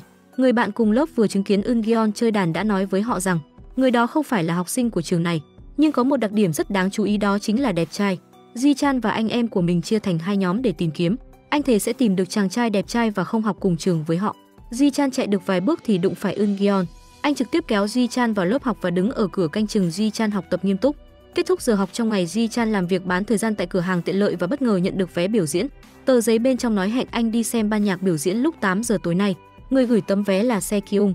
Ji-chan nhất thời vui sướng. Anh đẩy Eun-gyeon ra và lao ra ngoài. Trong lớp học vẽ trong đang vẽ dưa hấu. Điều này lại làm cô nhớ đến lần gặp đầu tiên với Ji-chan. Cậu ấy đã cố gắng hết sức để chặn cuốn sách rơi xuống người cô. Phút ngẫu nhiên gặp gỡ, một cơn giông bão nổi lên trong lòng trong Cô không muốn mình cản trở tình cảm của Ji-chan nên đã đưa tấm vé cho Ji-chan. Nhưng khi Ji-chan thở hổn hển chạy đến thì buổi biểu diễn đã kết thúc. Anh hét to tên Se-kyung cảm ơn cô ấy vì lời mời. Se-kyung cảm thấy bất ngờ, sau đó khẳng định với Ji-chan lại lần nữa rằng cô không gửi vé cho anh. Không muốn Ji-chan làm phiền, Se-kyung liền chỉ trích anh không thực sự thích âm nhạc mà chỉ vì muốn làm hài lòng cô. Eun-gyeon ở bên nghe những điều này liền muốn giữ thể diện cho Ji-chan nên giới thiệu mình là tay guitar của ban nhạc do Ji-chan sáng lập. Dưới cái nhìn của mọi người, anh kéo Ji-chan đứng lên sân khấu, bật đèn lên. Tiếng đàn guitar của Eun-gyeon khiến mọi người sửng sốt. Ngay tiếp theo sau đó Ji-chan từ từ bắt nhịp và hát theo. Hai người họ đã phối hợp với nhau một cách hoàn hảo và nhận được sự cổ vũ nhiệt tình của khán giả. Kết thúc buổi biểu diễn, Ji-chan long trọng mời Eun-gyeon tham gia ban nhạc. Eun-gyeon không hiểu được sự kiên trì của Ji-chan trong việc thành lập ban nhạc. Ji-chan nói rằng đó là thanh xuân cuối cùng của mình. Sau khi tốt nghiệp anh sẽ không học đại học mà đi làm kiếm tiền. Vì vậy anh muốn sống một cuộc sống tươi sáng. Khi nghĩ về việc phải thay đổi số phận của bố mình, Eun-gyeon không còn lựa chọn nào khác ngoài việc theo sát bố để điều tra. Eun-gyeon nói với Ji-chan anh sẽ giúp Ji-chan thành lập một ban nhạc tuyệt vời, nhưng điều kiện là Ji-chan không được rời tầm mắt của Eun-gyeon trong vòng 1 năm. Để làm cho Ji-chan đồng ý với điều kiện của mình, Eun-gyeon và tay guitar nổi tiếng đã rời khỏi ban nhạc. Trước đó có một cuộc thi tài năng, quy luật cạnh tranh là đánh ngẫu hứng. Nếu người nào thắng thì người còn lại sẽ mang theo 2 đồng đội còn lại gia nhập ban nhạc của Ji-chan. Cả hai ngang tài ngang sức ở hiệp đầu tiên. Tay guitar liền thể hiện kỹ năng ở vòng 2. Hắn tưởng mình sẽ thắng cuộc, không ngờ tài năng của Eun-gyeon được bộc lộ. Toàn bộ mọi kỹ thuật được thực hiện chỉ trong 1 lần. Tiếng vỗ tay vang dội khiến tay guitar kia đầu hàng và tuân thủ thỏa thuận đồng ý tham gia ban nhạc. Với sự bổ sung của 3 người mới, ban nhạc thêu dệt ký ức về mối tình đầu được thành lập, nhưng những vấn đề mới nảy sinh. 3 người mới không nhận ra khả năng thanh nhạc của Ji-chan. Họ yêu cầu ca sĩ chính phải biết chơi nhạc cụ. Ji-chan cũng cần phải vượt qua bài kiểm tra 3 nốt cao. Ji-chan vì muốn thuyết phục họ đã đến quán karaoke để thể hiện giọng hát của mình. Trong lúc hát, tiếng hét tăng tông liên tục được đưa ra. Ji-chan hét muốn vỡ phổi. Anh không thể thở được và ngã xuống bàn. Điều tất nhiên là Ji-chan không thể đáp ứng được yêu cầu của 3 người mới kia. Anh cảm thấy chán nản, thậm chí còn có ý tưởng về sự tái sinh. Vì vậy Ji-chan chạy nhanh về phía cửa sổ. Eun-gyeon sợ hãi lập tức lao tới và ngăn cản Ji-chan. Để giúp ông bố trẻ lấy lại sự tự tin, Eun-gyeon quyết định dạy Ji-chan từng bước. Cho dù đó là guitar hay thành lập ban nhạc, nhưng điều kiện là Ji-chan phải vào đại học. Bà của Ji-chan từng bí mật đến gặp Eun-gyeon và đưa một phong bì màu đỏ để cảm ơn Eun-gyeon đã dạy thêm cho Ji-chan. Bà cũng nói với anh bà đã đặt niềm tin vào Ji-chan. Ban đầu kết quả học tập của Ji-chan rất tốt, nhưng anh không muốn bản thân bà làm việc quá sức nên anh mới trở thành người như hôm nay. Anh nói dối về việc không hứng thú học tập, chỉ muốn kiếm tiền. Mong ước duy nhất của bà trong suốt cuộc đời của mình đó là bà sẽ được nhìn thấy Ji-chan đội chiếc mũ cử nhân. Nghe vậy mắt Eun-gyeon đỏ hoe. Anh nói với Ji-chan về mong muốn của bà mình và hứa sẽ giúp đỡ Ji-chan trong việc học cho đến khi anh được nhận vào đại học. Ji-chan không hiểu tại sao Eun-gyeon lại tốt với mình đến vậy, còn giúp mình lấy lại thể diện. Trước mặt Se-kyung thành lập một ban nhạc, dạy anh chơi guitar và dạy kèm cho anh. Nghĩ tới những việc Eun-gyeon đã làm cho mình, trong không khỏi tò mò. Rõ ràng là anh và Eun-gyeon không có quan hệ họ hàng với nhau. Eun-gyeon trả lời rằng kiếp trước Ji-chan đã cứu anh nhiều lần. Trong tâm trí Eun-gyeon nhớ lại cảnh cha đã lao vào lửa để cứu anh. Ông cũng đã cứu anh từ dưới nước lên. Eun-gyeon không thể nói tất cả những điều này cho Ji-chan. Điều duy nhất anh có thể làm là giám sát việc học của Ji-chan. Thay đổi số phận của Ji-chan là điều quan trọng nhất. Ji-chan cố gắng trốn thoát nhưng cuối cùng anh cũng không thể thoát khỏi Eun-gyeon. Ngay sau đó giọng giảng bài vang lên từ trong phòng. Bà nội đã bật khóc khi nhìn thấy cảnh tượng này ngoài cửa. Ngày tiếp theo Eun-gyeon đến hiệu sách, vô tình đi ngang qua Trong thường xuyên đến cửa hàng này. Cho dù cô nghĩ đi nghĩ lại bao nhiêu lần đi chăng nữa, cảnh Ji-chan anh dũng cứu mỹ nhân luôn khiến cô đỏ mặt, tim đập thình thịch. Cô quay lại tình cờ nhìn thấy Eun-gyeon bước vào. Điều kỳ lạ là lúc này hình dáng của Eun-gyeon lại khiến nhìn ra là Ji-chan. Rời khỏi hiệu sách, Eun-gyeon nhận được tin vui ban nhạc giành được màn biểu diễn cuối cùng của lễ kỷ niệm trường. Đồng thời anh cũng được biết Se-kyung sẽ đi du học. Eun-gyeon sợ Ji-chan sẽ buồn, quyết định giữ bí mật trong thời gian này với Ji-chan. Nhưng trong bữa ăn có người đã chủ động nhắc đến Se-kyung. Ji-chan thề Se-kyung chắc chắn sẽ đi xem buổi biểu diễn của mình. Eun-gyeon và người bạn của Ji-chan đã tìm ra nhiều lý do khác nhau. Họ muốn để Ji-chan tập trung vào buổi tập luyện của ban nhạc trước. Ji-chan đã bị thuyết phục. Anh kìm nén ý nghĩ được gặp Se-kyung lại và bắt đầu dành thời gian để tập chơi guitar. Ji-chan tập luyện chăm chỉ nhưng vẫn chưa thể khá hơn được. Eun-gyeon dạy anh hãy cảm nhận nó bằng trái tim của mình. Có tâm trạng chân thành, cái đàn sẽ trả lại cảm giác tương tự. Chỉ cần có thể lay động được khán giả thì đó là âm nhạc hay nhất. Ji-chan dần dần phát huy cố gắng, nhưng điều gì phải đến sẽ luôn đến. Lúc đến trường, Ji-chan vô tình biết được bí mật từ các bạn cùng lớp về việc Se-kyung sắp phải đi du học. Anh không thể chấp nhận sự thật phũ phàng, nhưng mọi chuyện bỗng chốc xoay chuyển. Se-kyung, người mới ra nước ngoài được vài ngày, đã trở lại. Thời gian này cô ấy đã cất chiếc cúp và cắt mái tóc dài. Cô quyết buông bỏ hoàn toàn sự kỳ vọng của mẹ và sống thật với chính mình. Se-kyung dựng sạp bán hàng trên phố. Cô bán những bộ quần áo mà cô không mặc tới. Eun-gyeon bước tới và hỏi tại sao cô ấy lại quay lại. Se-kyung nhìn thấy một nhân viên quản lý đô thị đang tới. Cô ấy đưa ra một điều kiện. Nếu Eun-gyeon giúp cô thu dọn đống hàng này đi, cô sẽ nói cho anh nghe. Eun-gyeon liền vội vàng giúp Se-kyung dọn đồ. Sau khi đến nơi an toàn, Eun-gyeon đổ lỗi cho Se-kyung. Đáng lẽ cô không nên cho Ji-chan hy vọng rồi lại làm anh ấy thất vọng lần nữa. Se-kyung cũng cho biết lý do mình quay lại. Cô phát hiện sau khi sang Mỹ, bố cô đã ngoại tình. Mẹ cô suốt ngày uống rượu vì chuyện này. Để thoát khỏi sự ràng buộc, cô đã trốn thoát trở lại Hàn Quốc. Nhưng cô hy vọng rằng Eun-gyeon sẽ giữ bí mật chuyện anh đã nhìn thấy cô. Trong tình trạng hiện tại, Se-kyung thậm chí không có can đảm để sống. Cô không muốn dính líu đến bất cứ ai. Ji-chan buồn bã không hề biết rằng nữ thần của mình lại ở gần đến vậy. Bởi vì cảm thấy cô đơn nên Ji-chan vừa đàn vừa hát một mình trong phòng tập. Những cảnh tượng lúc anh và Se-kyung gặp nhau hiện lên trong tâm trí. Giọng hát của Ji-chan đầy cảm xúc. Những thành viên khác nghe xong rất cảm động. Họ đã nhận ra tài năng tiềm ẩn của Ji-chan. Nhưng Se-kyung đã đi rồi nên Ji-chan không có hứng thú với ban nhạc. Khi anh đi làm thêm ở cửa hàng đồ uống, Ji-chan và Trong đi ngang qua nhau. Anh chán nản và không muốn nói chuyện với ai, cho đến khi ông chủ nói với anh người để lại thiệp mời lần trước là Trong. Lúc đó Ji-chan mới hiểu, hóa ra trước mặt Se-kyung anh hoàn toàn là một tên hề. Ji-chan lấy thư mời và giấy nhắn ra hỏi Trong tại sao cô lại làm điều này. Trong không có lời giải thích. Tất cả những gì cô có thể làm là chạy trốn, nhưng cô không thể nghe thấy tiếng kèn vang lên từ phía sau. Ji-chan nhanh chóng kéo cô sang một bên bằng sự nhanh nhẹn của mình. Thoát khỏi nguy hiểm, Ji-chan càng ngày càng tức giận hỏi Trong chán sống tai của cô có phải là vật trang trí không? Tai cô có bị điếc không? Trong nhận ra những câu hỏi của Ji-chan thông qua khẩu hình miệng liền rời đi trong im lặng. Ji Chan không khỏi phàn nàn với ông chủ khi quay lại cửa hàng. Sau đó anh mới biết được từ ông chủ rằng Trong là một người câm điếc. Trong buồn bã dựa vào bốt điện thoại và khóc, hình như ông trời đang thương hại cô ấy. Đột nhiên trời bắt đầu mưa to. Ji Chan nhớ lại những lời nói tổn thương của mình. Anh cảm thấy có lỗi liền đi tìm Trong. Một chiếc ô xuất hiện trước mặt anh. Người cầm ô hóa ra là Se Kyung mà anh hằng mong nhớ. Đồng thời Eun Gyeon vẫn đang nghĩ về Se Kyung ở thế giới thực. Rõ ràng là cô ấy đã trở về nhà sau khi nhận được tin ba cô qua đời. Tại sao giờ đây cô đã trở lại chỉ sau vài ngày ở nước ngoài? Anh tự hỏi điều gì đã xảy ra. Để ngăn Se Kyung trở thành vật cản cho tình yêu của bố mẹ, Eun Gyeon cần tìm mẹ càng sớm càng tốt. Anh nhớ rằng bố anh từng nói đó là tình yêu sét đánh với mẹ trong lớp học ngôn ngữ ký hiệu. Nếu bố có thể tránh được tai nạn, ông sẽ không bị mất thính giác. Nhưng nếu làm vậy, ông cũng sẽ không đến lớp học ngôn ngữ ký hiệu để gặp mẹ. Vậy thì Eun Gyeon và anh trai cũng sẽ không được sinh ra. Ngay khi Eun Gyeon gặp rắc rối vì tình huống phức tạp, anh vô tình nhìn thấy Trong ướt đẫm mưa. Anh thậm chí còn không biết cô gái trước mặt là mẹ mình. Vì lòng tốt, anh đã đưa chiếc ô cho Trong và chạy dưới mưa tìm Ji Chan. Trong không muốn ngồi chờ đợi nữa. Cô muốn giải thích rõ ràng với Ji Chan. Cô muốn kể cho Ji Chan tất cả những trải nghiệm của cô từ thời thơ ấu đến khi trưởng thành. Trước đó Trong không lạnh lùng như bây giờ. Khi còn nhỏ, cô có một người mẹ yêu thương và bảo vệ cô. Mẹ nhẹ nhàng dạy cô ngôn ngữ ký hiệu, dạy cô ấy cách thể hiện tình yêu và tình cảm của mình. Nhưng thời gian tốt đẹp đã kết thúc vào mùa hè. Sau khi mẹ cô bị buộc phải rời đi và mẹ kế dọn vào ở cùng gia đình cô. Từ đó trở đi Trong phải chịu rất nhiều tra tấn. Vô số lần bị ép vào căn phòng nhỏ tối tăm khiến cô ấy trở nên phòng thủ và xa cách. Cô chưa bao giờ làm bất cứ điều gì với bất cứ ai khác. Cho đến khi cô tình cờ ở bên cửa sổ căn phòng nhỏ tối tăm và nhìn thấy Ji Chan đã đột nhập vào bữa tiệc. Anh phá hỏng bữa tiệc làm mẹ kế tức giận. Trong thích thú trước hàng loạt hành động của Ji Chan. Đó là lần đầu tiên cô cười. Trong không bao giờ quên Ji Chan, tưởng rằng đó chỉ là cuộc gặp gỡ tình cờ giữa biển người bao la. Cho tới khi Ji Chan cứu cô ở hiệu sách, Trong đột nhiên tin rằng cuộc gặp gỡ giữa hai người là định mệnh. Cô bắt đầu bí mật quan sát cuộc sống của Ji Chan. Cô đã mua một chiếc áo phông giống hệt của Ji Chan. Tiếc là cô ấy đã cho Se Kyung mượn chiếc áo để mặc. Từ khoảnh khắc đó mọi thứ đã đi chệch hướng. Bây giờ cô muốn nói với Ji Chan cô đã yêu anh ngay từ lần đầu tiên vô tình gặp gỡ. Cô không ngờ số phận lại trêu đùa mình. Cô nhìn thấy Se Kyung đứng trước mặt Ji Chan. Trong ném chiếc ô của mình xuống đất rồi quay lại bước đi trong mưa. Ji Chan nhìn thấy Trong để bù đắp lỗi lầm của chính mình, anh yêu cầu Se Kyung đợi mình một lát. Nói xong vội đuổi theo Trong nhưng Trong đang vô cùng buồn bã đã phớt lờ anh. Cô lên taxi và rời đi. Sau khi Trong rời đi, Ji Chan nhặt chiếc móc khóa dưa hấu mà Trong vô tình đánh rơi trên mặt đất. Se Kyung bị bỏ lại nơi phố đông người. Eun Gyeon bước tới hỏi cô tại sao không giữ lời hứa và tránh xa Ji Chan. Không ngờ Se Kyung lại cư xử khác thường. Cô ấy bày tỏ suy nghĩ của mình.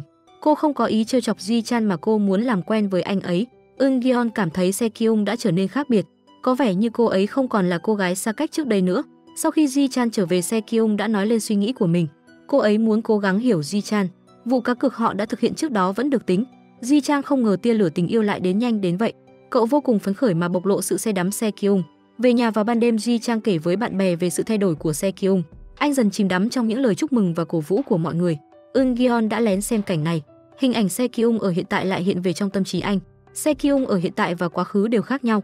Anh không thể suy nghĩ kỹ về lý do khiến Se Kyung thay đổi. Chợt nhớ tới cô từng nói rằng cô quay lại vì đã chán sống. Eun Gyeon lo rằng Se Kyung sẽ làm điều gì đó dại dột, ngay lập tức chạy đến nhà Se Kyung. Eun Gyeon nhìn quanh cửa, không ngờ Se Kyung ra ngoài vừa lúc trở về. Nhìn thấy Se Kyung bình an vô sự, Eun Gyeon mới cảm thấy nhẹ nhõm, quay lại và rời đi. Se Kyung mở cửa, có một sợi dây treo ở giữa phòng. Tâm trạng của Ji Chan khác với Se Kyung. Hơi hướng của tình yêu khiến tâm trạng Ji Chan tràn đầy gió xuân. Ban nhạc của họ cũng bắt đầu buổi diễn tập chính thức đầu tiên. Eun Gyeon nhìn Ji Chan đang hát say mê. Khuôn mặt của cha anh ở thế giới thực hiện lên trong tâm trí.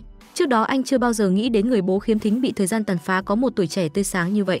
Buổi tập kết thúc, Se Kyung chủ động đi tìm Ji Chan. Cô mời cả nhóm đến công viên giải trí.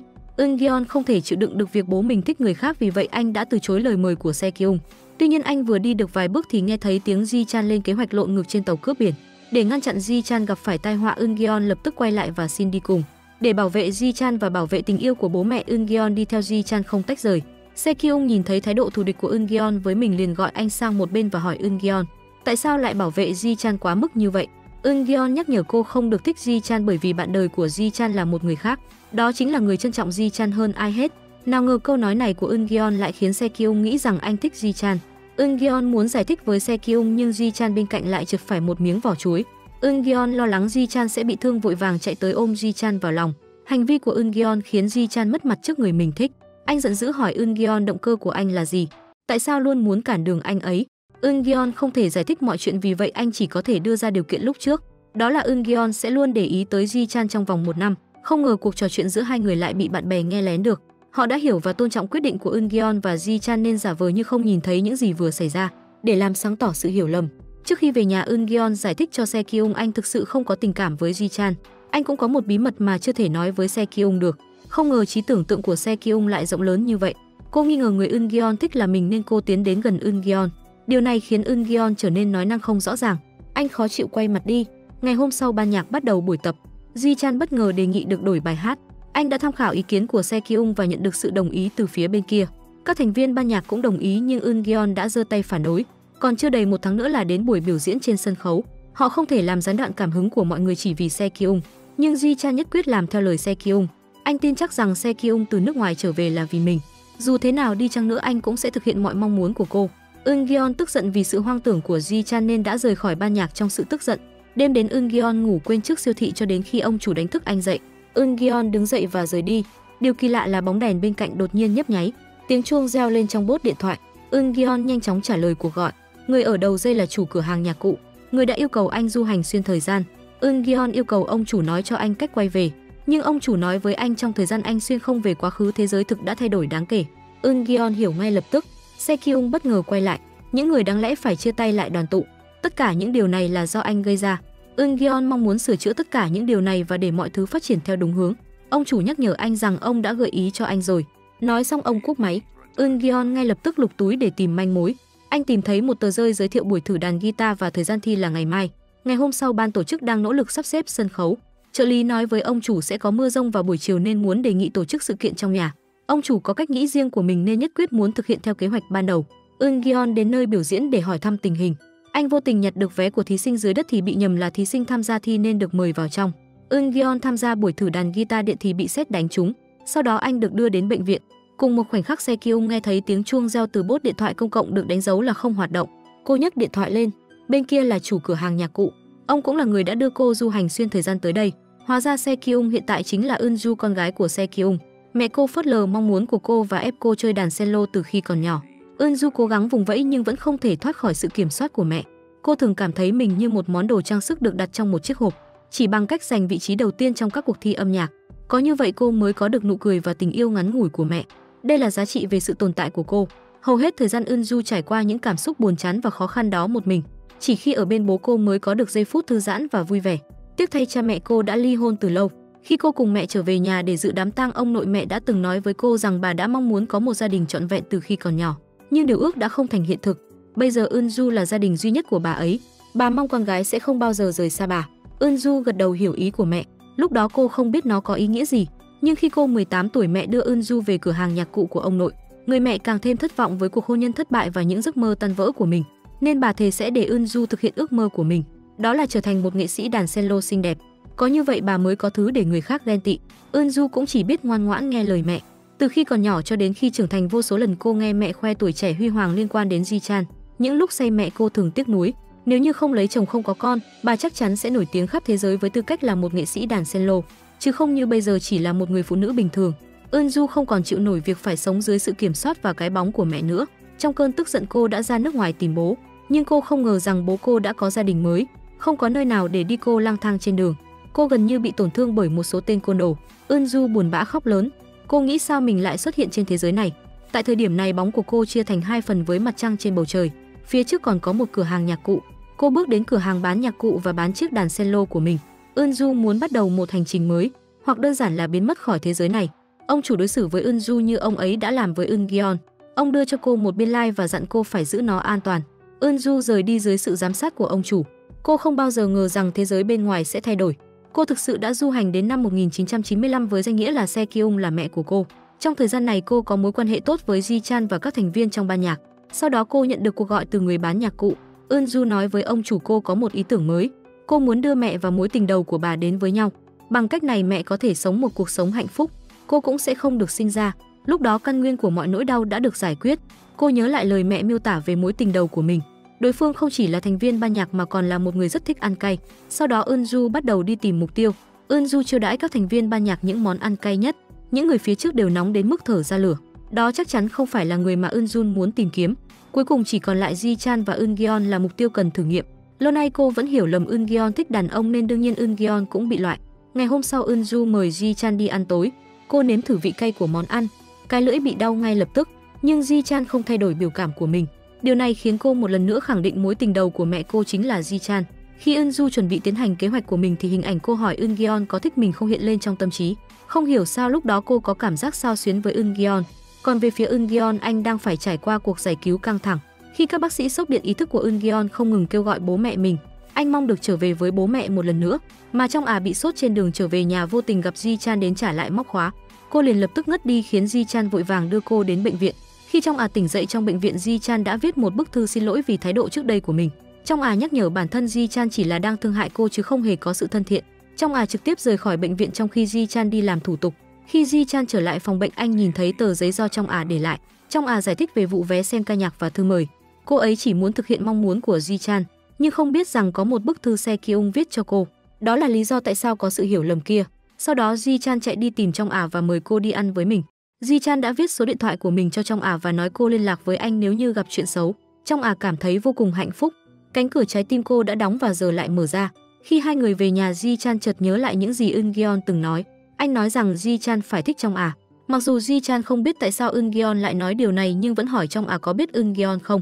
Trong đưa ra một câu trả lời phủ định. Một điều kỳ lạ đã xảy ra vào ngày hôm sau. Y tá phát hiện Eun Gyeon đang nằm trong phòng bệnh đột nhiên biến mất. Ji Chan không biết Eun Gyeon gặp tai nạn. Lúc đầu anh nghĩ Eun Gyeon chỉ gặp rắc rối và sẽ quay lại sớm thôi. Nhưng đã 2 ngày trôi qua mà vẫn không thấy bóng dáng Eun Gyeon đâu cả. Một anh thuê trọ nói với Ji Chan rằng Eun Gyeon đã làm việc bán thời gian trong thời gian này. Cho dù đó là bài tập về nhà của sinh viên đại học hay các công việc khác anh đều nhận. Ji Chan nghĩ Eun Gyeon bị ám ảnh bởi tiền bạc. Nhưng anh thuê trọ lại nói cho Ji Chan biết lý do thực sự. Đó là Eun Gyeon định mua một cây đàn guitar cho Ji Chan. Eun Gyeon đang cố gắng giúp Ji Chan được tỏa sáng. Bởi vì đây là tuổi thanh xuân cuối cùng của anh. Ji Chan không thể bình tĩnh được nữa. Kể từ khi họ gặp nhau, Eun Gyeon đã dạy kèm cho anh, giúp anh thành lập một ban nhạc và ngăn chặn mọi nguy hiểm đến với anh. Buổi diễn đang đến gần, không ai biết tung tích của Eun Gyeon. Các thành viên khác của ban nhạc ủng hộ việc có một nghệ sĩ guitar mới, nhưng Ji Chan nhất quyết chờ Eun Gyeon quay lại. Đây là món quà Eun Gyeon dành cho chính mình. Anh muốn tỏa sáng trên sân khấu cùng Eun Gyeon. Ji Chan bắt đầu đăng thông báo tìm người mất tích khắp nơi. Hôm nay có người gọi vào điện thoại của Ji Chan và nói rằng biết nơi ở của Eun Gyeon. Ji Chan hưng phấn chạy tới nơi hẹn. Trong đang định mua điện thoại thì nhìn thấy Ji Chan đang bỏ chạy. Thấy vậy cô cũng đuổi theo Ji Chan, nhưng vì cô không thể nghe thấy âm thanh nên suýt bị ô tô tông trúng. Cũng vì vậy mà cô mất dấu của Ji Chan. Khi Ji Chan đến địa điểm đã hẹn mới biết đối phương là một băng nhóm xã hội đen chuyên lừa tiền. Họ không những không biết tung tích của Eun Gyeon, thậm chí còn giải quyết Ji Chan và lấy đi tiền của anh. Trong cơn nguy kịch, Ji Chan nghe thấy giọng nói của Eun Gyeon. Anh cố gắng mở mắt ra và nhìn thấy khuôn mặt lo lắng của Eun Gyeon đang ở rất gần. Nhưng Ji Chan chớp mắt cái nhìn lại, Eun Gyeon đã biến mất. Ji Chan loạng choạng đứng dậy. Mọi chuyện với Eun Gyeon lại hiện về trong tâm trí anh. Phải đến lúc này anh mới nhận ra mình đã đánh mất người quan trọng nhất. Ji Chan hét lên thật to tên của Eun Gyeon. Đồng thời Eun Gyeon lặng lẽ mở mắt. Anh thấy mình đang đứng trên đường với cây đàn guitar. Mọi thứ trên đường phố trông thật quen thuộc. Anh hỏi thăm người qua đường bây giờ là năm mấy. Bên kia nói với anh bây giờ là năm 2023. Chỉ khi đó anh mới biết rằng mình thực sự đã du hành ngược thời gian mà không có bất kỳ cảnh báo nào. Eun Gyeon vội vã về nhà. Anh nhìn thấy bố và anh trai mình đang chuẩn bị bữa tối. Lúc này mẹ vẫn chưa về nhà. Anh tóm tắt trải nghiệm của mình trong giai đoạn này thành một giấc mơ. Eun Gyeon nói với bố và anh trai của mình. Anh không thích bố năm 18 tuổi bởi vì bố luôn để anh phải lo lắng. Suốt ngày theo đuổi nữ thần học đường một cách điên cuồng. Bố anh vội phủ nhận điều đó và nói vợ mình là mối tình đầu. Ông chưa từng thích ai khác ngoài vợ. Trong lúc nói chuyện mẹ đã về. Eun Gyeon muốn mách mẹ về chuyện này. Khoảnh khắc nhìn thấy mẹ, Eun Gyeon hoàn toàn bị sốc. Người mẹ trước mặt anh hóa ra là Se Kyung. Eun Gyeon không thể tin được. Anh nhớ chủ cửa hàng nhạc cụ đã từng nói với anh rằng trong thời gian anh du hành về quá khứ, thế giới thực cũng đã thay đổi. Nhìn bố và Se Kyung đứng cạnh nhau, Eun Gyeon lùi lại và hét lên rằng điều đó là không thể. Giây tiếp theo anh chợt mở mắt và tỉnh dậy. Lúc đó anh mới nhận ra mình vẫn đang ở năm 1995. Trước mặt anh là một căn phòng kỳ lạ. Eun Gyeon bước ra khỏi phòng và nhìn thấy một bức ảnh gia đình treo ở hành lang. Trong cô gái mà anh từng đưa ô cũng có mặt trong bức ảnh. Bố cô ấy là chủ tịch của công ty nhạc cụ. Đúng lúc này con trai của mẹ kế trong xuất hiện và giải thích tại sao Eun Gyeon lại ở đây. Sau khi Eun Gyeon bị sét đánh, ban tổ chức phát hiện anh không phải là thí sinh được mời tham gia thi đấu. Để hiểu mục đích của Eun Gyeon và tránh làm tổn hại đến danh tiếng của công ty nên anh ta mới đưa Eun Gyeon về nhà. Sau khi biết chuyện, Eun Gyeon muốn rời đi, nhưng để tránh tranh chấp sau này bọn họ buộc anh phải ký một cam kết. Eun Gyeon bất lực đành phải ký vào thỏa thuận và rời khỏi nhà của Trong Eun Gyeon tình cờ gặp Trong đang trở về nhà. Trong trông rất buồn. Thực ra cô vừa đuổi theo Ji Chan và nhìn thấy Ji Chan bất tỉnh nằm trên phố. Trong muốn hét lên để được giúp đỡ nhưng không thể phát ra âm thanh. Cô tìm kiếm người qua đường giúp đỡ nhưng người qua đường không biết cô muốn bày tỏ điều gì. Vào thời điểm quan trọng cô nhìn thấy Eun Du, người đang mang thân phận của Se Kyung. Thế là cô kéo Eunju đến với Ji-chan. Nhìn Eunju hét gọi người đến cứu và bấm số khẩn cấp, trong cảm thấy mình thật vô dụng. Sau khi xác nhận rằng Ji-chan đã được cứu, cô liền quay người rời đi. Vừa về nhà, cô tình cờ gặp Eun-gyeon ngay tại nhà mình.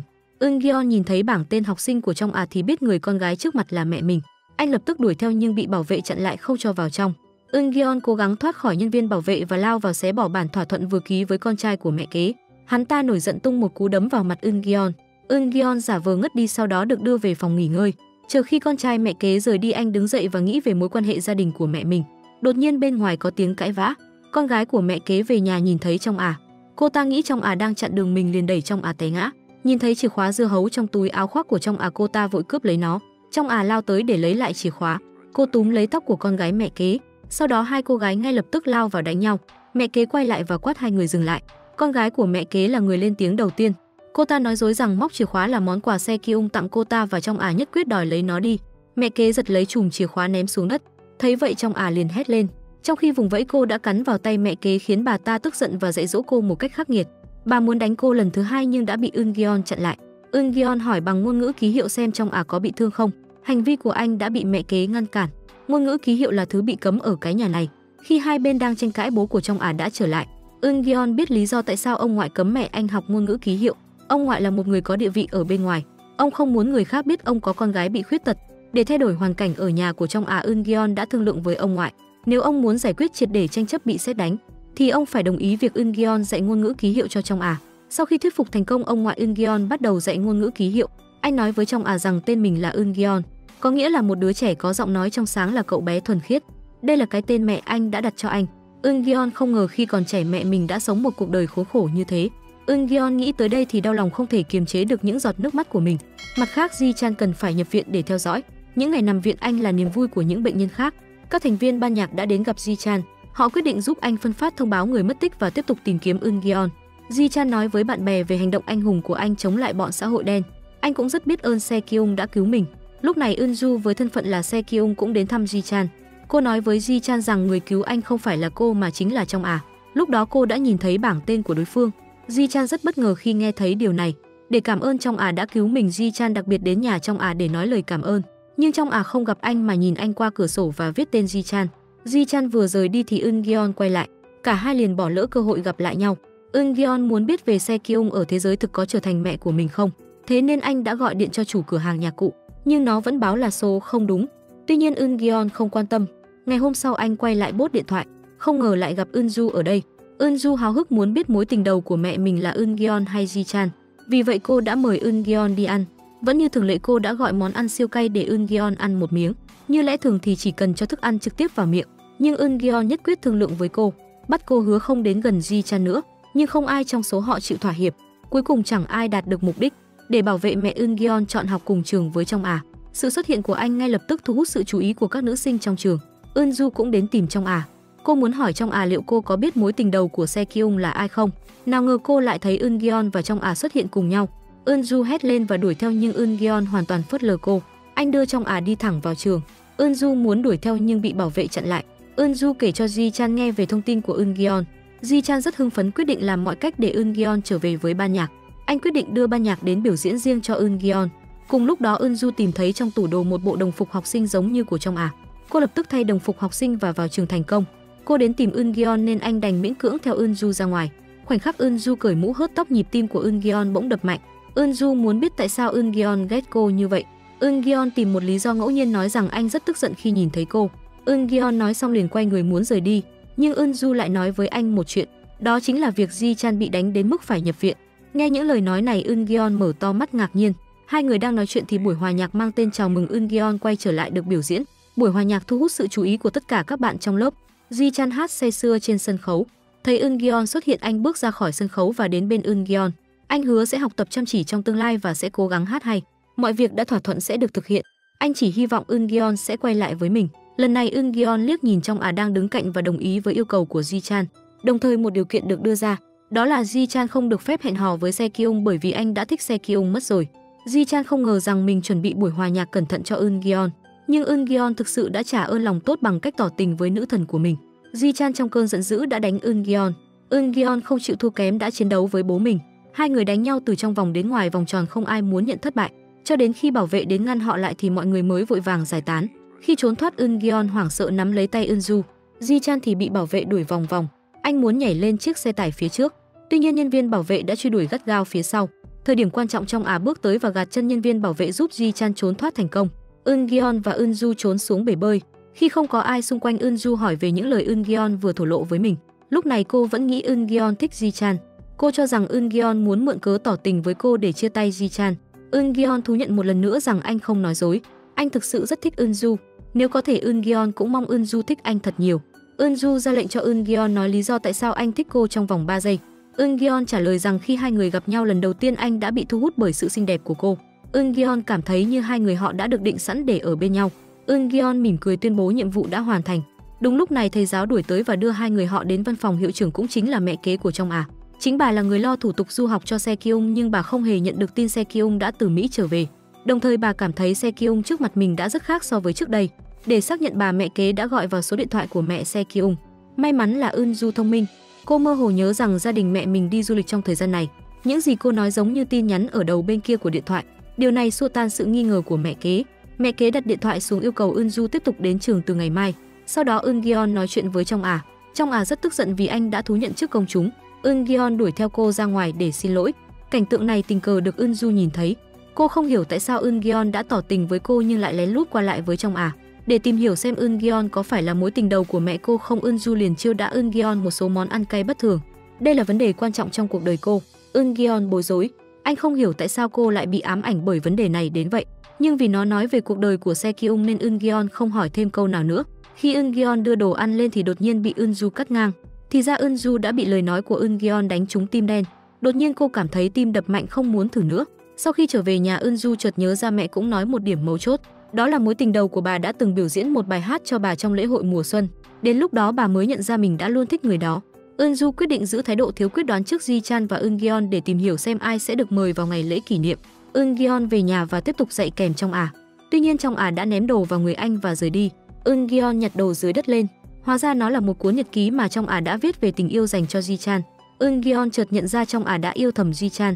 Anh không khỏi cảm thấy khó chịu vì kế hoạch thổ lộ tình yêu mà không được phép của mình đã làm tổn thương mẹ. Eun-gyeon đang suy nghĩ thì nhận được cuộc gọi từ Ji-chan. Sau khi cân nhắc kỹ lưỡng, Ji-chan quyết định cạnh tranh công bằng với Eun-gyeon. Cuối cùng cả hai đã đạt được thỏa thuận. Không ai được phép gặp Se Kyung trong thời gian này. Họ sẽ thi đấu trên sân khấu vào lễ kỷ niệm của trường. Kẻ thua cuộc tự nguyện bỏ cuộc. Hai người tạm thời hòa giải. Eun-gyeon và Ji-chan về nhà thăm bà. Bà nội nhờ Eun-gyeon tiếp tục dạy kèm cho Ji-chan. Bà lo lắng Ji-chan sẽ đi theo con đường giống bố, không học tập chăm chỉ mà suốt ngày gây rắc rối bên ngoài. Sau đó Eun-gyeon mới biết khi còn trẻ bố của Ji-chan có thói quen xấu là cờ bạc. Ông ta đánh và mắng bà nội chỉ để lấy tiền. Eun-gyeon không thể chịu nổi khi thấy bà lo lắng cho Ji-chan. Anh hứa sẽ nhanh chóng quay lại dạy Ji-chan ngay khi xử lý xong công việc. Eun-gyeon muốn xác nhận xem Ji-chan có bị thương và phải nhập viện vì mình hay không. Sau khi được xác nhận, anh lập tức kiểm tra Ji-chan từ trên xuống dưới xem có bị thương không, thính giác của Ji-chan có bị ảnh hưởng không. Xác nhận mọi thứ đều bình thường với Ji-chan, anh mới cảm thấy nhẹ nhõm. Trên đường về, Eun-gyeon nhớ lại cha anh từng nói, ở tuổi 20 ông đang ở trong lớp học ngôn ngữ ký hiệu thì gặp mẹ. Hiện nay Ji-chan và Trong đều 18 tuổi. Sự xuất hiện của Eun-gyeon là sợi dây liên kết cho bố mẹ. Eun-gyeon thề sẽ xóa bỏ trở ngại là Se Kyung. Đồng thời anh cũng cần tìm hiểu ngày xảy ra tai nạn của bố và phải ngăn chặn tai nạn đó. Ngày hôm sau, Eunju xuất hiện lộng lẫy ở trường. Bởi vì Eun-gyeon đã thỏa thuận với Ji-chan rằng không ai được gặp riêng Eunju nên Eun-gyeon quay lại và bỏ chạy. Eunju cảm thấy anh vừa mới tỏ tình với mình vài ngày trước nhưng khi gặp lại cố tình trốn tránh. Eunju nghĩ Eun-gyeon đang cố trêu đùa tình cảm của cô nên đuổi theo anh không ngừng. Cả hai dàn dựng cảnh mèo vờn chuột trong trường học. Ji-chan nhận được tin từ bạn học cùng lớp. Anh muốn lao tới và giải quyết ân oán với Eun-gyeon. Đột nhiên họ nhận được lệnh rời khỏi phòng diễn tập. Ji-chan ôm đùi thầy và cầu xin đợi đến khi lễ kỷ niệm trường kết thúc rồi mới chuyển đi. Nhưng thầy thật nhẫn tâm vẫn đuổi họ ra ngoài. Các thành viên ban nhạc lại tìm thấy căn cứ bí mật mới. Họ gọi cho Eun-gyeon và cho anh biết địa chỉ. Mọi người cũng nói với Eun-gyeon rằng đây là một bí mật đừng nói với ai ngoại trừ các thành viên ban nhạc. Eun-gyeon cảm thấy cơ hội được sánh vai với bố mẹ đã đến. Vì vậy anh hào hứng đưa Trong đến phòng tập mới. Nhưng anh không ngờ khoảnh khắc anh mở cửa ra thì lại nhìn thấy Ji-chan và Eunju nói chuyện cười đùa. Hai người tố cáo nhau vì đã đưa người ngoài vào. Eun-gyeon rất tức giận. Anh nói dối rằng mình đưa Trong đến đây vì anh muốn cô làm nhà thiết kế trang phục. Ji-chan không chịu thua kém. Anh cho biết Eunju có thể đảm nhận vai trò nhiếp ảnh gia của ban nhạc. Để cha mẹ có không gian riêng tư, Eun-gyeon nói dối về việc muốn kiểm tra kỹ năng chụp ảnh của Eunju, sau đó kéo Eunju rời đi. Ji-chan sử dụng ngôn ngữ ký hiệu anh học được để giao tiếp với Trong. Trong cho anh xem những bức tranh của cô. Ji-chan hết lời khen ngợi tranh của Trong. Nhưng khi lật từng trang anh chợt nhìn thấy mình được vẽ trong đó. Trong Ả đã phản ứng, cô giật lại cuốn tập vẽ của mình. Eun-gyeon và Eun-ju cùng nhau đi dạo trên con xe máy điện. Thật không may chiếc xe đã hết điện trên đường đi. Bây giờ trời đang tối dần, hai người bắt đầu cãi vã và đổ lỗi cho nhau. Eun-gyeon cởi áo khoác và mặc cho Eun-ju. Anh cũng hỏi Eun-ju có cảm tình gì với mình hay không. Eun-gyeon tự tin rằng mình có thể chinh phục được trái tim của cô. Eun-ju rơi vào bẫy tình của Eun-gyeon nhưng một lát sau cô đã tỉnh lại. Cô yêu cầu Eun-gyeon hát một bài hát cho cô nghe. Eun-gyeon vẫn còn do dự. Để khiêu khích Eun-gyeon, cô nói nếu là Ji-chan anh nhất định sẽ đáp ứng yêu cầu của cô. Ji-chan cũng nói rằng anh ấy sẽ hát cho cô nghe trong lễ kỷ niệm. Vừa nói xong Eun-gyeon liền mở miệng hát. Eun-ju đắm chìm trong tiếng hát của anh và không thể thoát ra được. Eun-gyeon nhìn khuôn mặt Eun-ju thật gần. Anh không thể kìm nén được trái tim đang đập loạn của mình. Eun-gyeon nhận ra đó không chỉ là tuổi 18 của bố mẹ mà còn là tuổi 18 của bản thân mình. Tuổi 18 khao khát tình yêu. Trong đêm anh chậm rãi đến gần Eun-ju. Khi Eun-gyeon định cho cô một nụ hôn, đột nhiên khuôn mặt của Se Kyung trung niên ở thế giới tương lai hiện lên trong đầu anh. Eun-gyeon sợ hãi đến mức lập tức ngồi thẳng dậy. Eun-gyeon nghĩ đến khi anh giúp anh trai mình giải quyết các vấn đề tình cảm. Anh trai của anh đã từng nói với anh rằng đôi khi không nghĩ tới chuyện khác, chỉ cần theo đuổi trái tim mình. Nghĩ tới đây Eun-gyeon không còn kiểm soát được tình cảm của mình dành cho Eun-ju. Anh trực tiếp hôn cô. Sau đó Eun-gyeon hơi khó xử. Tình hình bây giờ hoàn toàn nằm ngoài tầm kiểm soát, nhưng anh không thể phủ nhận tình cảm của mình dành cho Eun-ju. Đó không phải là hành động cố ý để gắn kết cha mẹ lại với nhau, mà là tình yêu từ tận đáy lòng của anh. Tối đó Ji-chan nhìn thấy chính mình trong bức tranh của Trong Ả. Anh hỏi Trong Ả liệu cô có thích mình không. Trong Ả ngượng ngùng thổ lộ tình cảm của mình. Ji-chan muốn nói rõ ràng rằng anh đã có người mình thích, nhưng anh cũng lo lắng Trong Ả sẽ buồn. Khi do dự, Trong Ả đưa cho anh cuốn sách vẽ và trực tiếp bỏ chạy. Ji-chan mở sách ra, những gì Trong Ả muốn nói được vẽ bên trong. Cô biết Ji-chan chỉ thích Se Kyung nhưng điều này không ngăn cản cô thích Ji-chan. Hai người vẫn có thể là bạn bè. Sau khi Eun-gyeon trở về nhà, Trong Ả nóng lòng kéo anh vào nhà. Cô đã học các động tác ngôn ngữ ký hiệu mà Ji-chan đã tự mình thực hiện và hỏi Eun-gyeon nó có nghĩa là gì. Sau đó cô hào hứng nói với Eun-gyeon rằng cô muốn học ngôn ngữ ký hiệu. Ông ngoại nhân cơ hội này đưa ra yêu cầu, nếu Eun-gyeon không dạy được cho Trong Ả học ngôn ngữ ký hiệu trong vòng 1 tháng, ông sẽ đuổi Eun-gyeon ra ngoài. Eun-gyeon hứa chắc chắn mình sẽ hoàn thành nhiệm vụ. Trước khi rời đi, anh còn nhờ ông ngoại mua cho Trong Ả một chiếc máy nhắn tin. Bằng cách này cô ấy có thể giao tiếp với thế giới bên ngoài. Ông ngoại không hiểu tại sao Eun-gyeon luôn nghĩ về Trong Ả. Khi hai người đàm phán lần đầu tiên, ông đã từng hỏi Eun-gyeon nếu ông đồng ý với điều kiện của anh, đổi lại anh sẽ cho ông những gì. Eun-gyeon nghĩ đến nụ cười của mẹ lúc đó liền trả lời, anh sẽ cho ông nhìn thấy nụ cười của con gái mình, không phải nụ cười giả tạo đó mà là nụ cười trong trái tim hạnh phúc. Khi nghĩ về điều này, ông ngoại lấy ra một bức ảnh của gia đình 3 người. Kể từ khi ly hôn, ông không bao giờ thấy con gái mình cười. Ông không khỏi có những cảm xúc lẫn lộn trong lòng. Không ngờ mẹ kế của Trong Ả lại chứng kiến cảnh tượng này. Bà sợ chồng mình sẽ lại yêu thương Trong Ả hơn nên ngay lập tức cảm thấy có ác cảm với Eun-gyeon. Ngày hôm sau, mẹ kế gọi Eun-gyeon đến văn phòng yêu cầu anh ngừng dạy ngôn ngữ ký hiệu cho Trong Ả. Eun-gyeon liền nói ra bộ mặt thật của bà. Lý do mẹ kế bắt nạt Trong Ả bằng mọi cách vì bà sợ chủ tịch sẽ chọn Trong Ả làm người kế nhiệm. Như vậy thì con cái bà sẽ chẳng có gì. Mẹ kế tức giận nói Eun-gyeon tránh xa ra, nếu không thì đừng trách bà mạnh tay. Để cảnh cáo anh, bà bắt Eun-gyeon dọn dẹp vệ sinh trong trường. Điều này khiến Eun-gyeon vô cùng tức giận. Anh cũng muốn thoát khỏi đây để quay trở lại thế giới của riêng mình. Nhưng vấn đề là không có đường quay lại. Đột nhiên bầu trời bị mây đen che phủ. Tiếp theo là tiếng chuông điện thoại lạ. Eun-gyeon đi theo tiếng động đến phòng thay đồ. Anh tìm thấy điện thoại trong tủ và người ở đầu bên kia điện thoại là chủ cửa hàng nhạc cụ. Nghĩ lại mấy lần trước anh ta toàn trêu đùa Eun-gyeon mà không cung cấp thông tin hữu ích. Eun-gyeon muốn cúp máy, không ngờ ông chủ lại bảo có một người đã đến giúp đỡ anh. Ai là người giúp đỡ thì anh cần phải tự mình tìm hiểu. Và tại sao người ấy lại muốn được giúp đỡ? Trước tiên anh phải giúp người trợ giúp giải quyết vấn đề. Sau khi kết thúc cuộc gọi với chủ cửa hàng, Eun-gyeon nhận được cuộc gọi và đến gặp Ji-chan. Ji-chan hỏi anh kỹ năng quay phim của Eun-ju có vượt qua bài kiểm tra ngày hôm qua không? Nhưng điều Eun-gyeon nghĩ tới lại là cảnh hôn Eun-ju. Anh cũng hỏi Ji-chan đã xem tác phẩm của Trong Ả chưa? Điều mà Ji-chan nghĩ đến là vẻ mặt ngại ngùng của Trong Ả khi cô thừa nhận rằng mình thích anh. Đồng thời kỹ năng vẽ tranh hạng nhất của Trong Ả đã được Ji-chan công nhận. Đêm đến, Eun-gyeon đến trước cửa nhà Eun-ju. Anh muốn cô trở thành nhiếp ảnh gia của ban nhạc. Vừa gặp Eun-gyeon nhận thấy khuôn mặt của Eun-ju tái nhợt. Anh lo lắng hỏi thăm tình hình. Hóa ra sáng nay khi Eun-ju đi học, cô đã nhìn thấy chiếc xe điện mà Eun-gyeon để lại. Anh cũng để lại một lời nhắn. Nó chứa đầy những lời quan tâm khiến Eun-ju rất hạnh phúc. Nhưng hạnh phúc này chẳng kéo dài được bao lâu. Bởi vì khi đến trường, cô nhìn thấy Eun-gyeon đang cười đùa cùng với Trong Ả. Mối quan hệ giữa hai người dường như có sự thân thiết đặc biệt. Điều này khiến Eun-ju bị phân tâm trong giờ học. Cô đã suy đoán về mối quan hệ giữa hai người. Mãi cho đến khi giáo viên yêu cầu cô chơi một bản đàn cello, cô mới tỉnh lại. Eun-ju không thể từ chối. Nhưng khi cô cầm cây đàn cello lên, ký ức đi dự đám tang bạn cùng lớp lại hiện về. Mẹ bảo cô không nên để tâm. Bà nói cô được hưởng hạng nhất nhờ cái chớt của bạn. Nghĩ về điều này, cô không thể chơi bất kỳ giai điệu nào. Vì vậy cô đã đi vào nhà vệ sinh rồi bỏ trốn. Đến một nơi không có ai, Eunju liền thở vào túi bóng để cân bằng cảm xúc của mình. Cuộc sống của cô do mẹ điều khiển. Điều này khiến Eunju cảm thấy vô cùng ngột ngạt. Cô vội lục tìm trong vali lọ thuốc của mình và nhìn sang chiếc dây thừng mà cô luôn để sẵn trong phòng. Đúng lúc này Eungeon đến. Eunju liền nhờ anh đi cùng đến nơi đổi tiền. Cô cũng nói với Eungeon rằng mình đã bán chiếc đàn cello và bắt đầu một cuộc hành trình đến đây. Eungeon nghe nói Eunju cũng có những trải nghiệm tương tự như khi mình đến thì chợt nghĩ cô là người giúp đỡ mình. Anh vội hỏi cô đã bán chiếc đàn ở đâu. Eunju đã trả lời nó đã được bán ở Mỹ. Điều này khiến Eungeon tạm thời xua tan những nghi ngờ của mình. Eungeon thấy Eunju đang chán nản nên đã đi theo sau cô đến rạp hát. Eunju ngồi khóc một mình. Eungeon đến an ủi cô đừng có những suy nghĩ xấu xa. Cô hãy coi tương lai của Eunju ở tuổi trung niên là tương lai của cô ở hiện tại. Anh còn nói với Eunju rằng trong tương lai cô sẽ có một cô con gái xinh đẹp. Cô sẽ già đi một cách tao nhã và quý phái, thậm chí còn có thể thay đổi số phận của một chàng trai trẻ.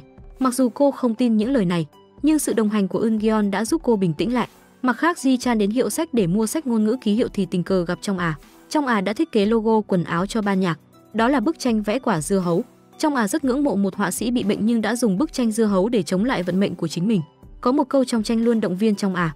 Viva la vida, nó có nghĩa là cuộc sống trường tồn. Trong À đã dạy Ji-chan ngôn ngữ ký hiệu của câu này. Ji-chan học tập chăm chỉ với khuôn mặt đầy nụ cười.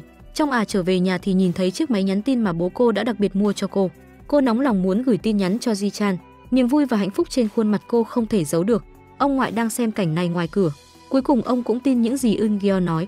Nụ cười của con gái là kho báu quý giá nhất trên đời. Ngày hôm sau, Ji-chan kể chuyện người họa sĩ dưa hấu và quyết định lấy dưa hấu làm tên ban nhạc. Mọi người bắt đầu bàn tán về cái tên này. Cuối cùng Ji-chan tổng hợp ý kiến của mọi người. Một cái tên xuất sắc được mọi người thống nhất đặt tên là dưa hấu lấp lánh. Cùng lúc đó, Trong À bận rộn thiết kế quần áo không ngừng nghỉ. Eunju cũng khơi dậy tinh thần chiến đấu bắt đầu chụp ảnh ban nhạc. Một nhóm thanh thiếu niên cùng hướng tới một ước mơ tươi sáng, nhưng họ không ngờ rằng màn biểu diễn này sẽ khiến một thành viên bị thương nặng.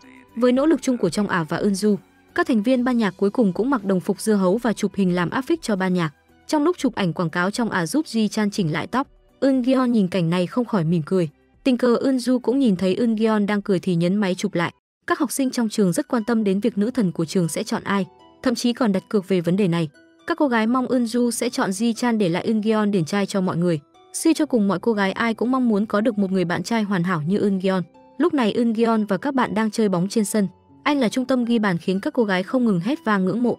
Kết thúc trận đấu, các cô gái vây quanh Eungeon để tặng quà. Eungeon cười tươi vui vẻ nhận quà.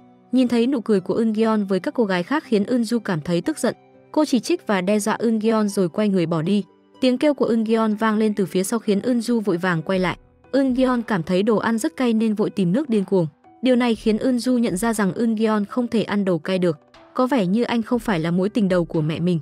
Để chào mừng buổi biểu diễn sắp tới của ban nhạc, người đàn ông ở cửa hàng nhạc cụ thường cung cấp địa điểm tập cho họ đã chiêu đãi họ món thịt nướng. Các thành viên đã ăn rất nhiều, họ rất hào hứng với màn trình diễn sắp tới. Người anh em tốt của Ji-chan là Maju đã phát hiện sở trường của riêng mình. So với việc đứng trên sân khấu, anh ấy thích kêu gọi mọi người đầu tư quảng cáo thương lượng hơn. Maju dường như đã phát hiện một thế mạnh của riêng mình nên vui vẻ chia sẻ. Nếu có một ngày như vậy, anh ấy muốn hợp tác nhất với Jeongjin. Eungeon nghe điều này thì chợt nhớ đến cuộc phỏng vấn của Jeongjin ở năm 2023. Vào thời điểm đó, Jeongjin và Maju đã làm việc cùng nhau được nhiều năm. Trong cuộc phỏng vấn, Jeongjin đã nói về các thành viên cũ trong ban nhạc của mình. Trong buổi diễn tập kỷ niệm, một thành viên đã gặp tai nạn và bị thương rất nặng khiến ban nhạc tan rã. Người duy nhất còn tiếp tục đam mê của mình là anh ta và Maju. Khi nghĩ về điều này, Eungeon hiểu ngay lập tức. Nếu không có sự xuất hiện của anh thì Jeongjin chính là thành viên của ban nhạc này. Và tai nạn mà Jeongjin nói đến đã thực sự xảy ra. Nói cách khác, vụ tai nạn đã khiến bố anh bị khiếm thính sẽ diễn ra vào buổi diễn tập ngày mai. Eungeon kinh hãi liếc nhìn Ji-chan rồi vội chạy đến bể bơi gọi điện và hỏi ông chủ cửa hàng nhà kia. Nhưng điện thoại hoàn toàn không thể kết nối được.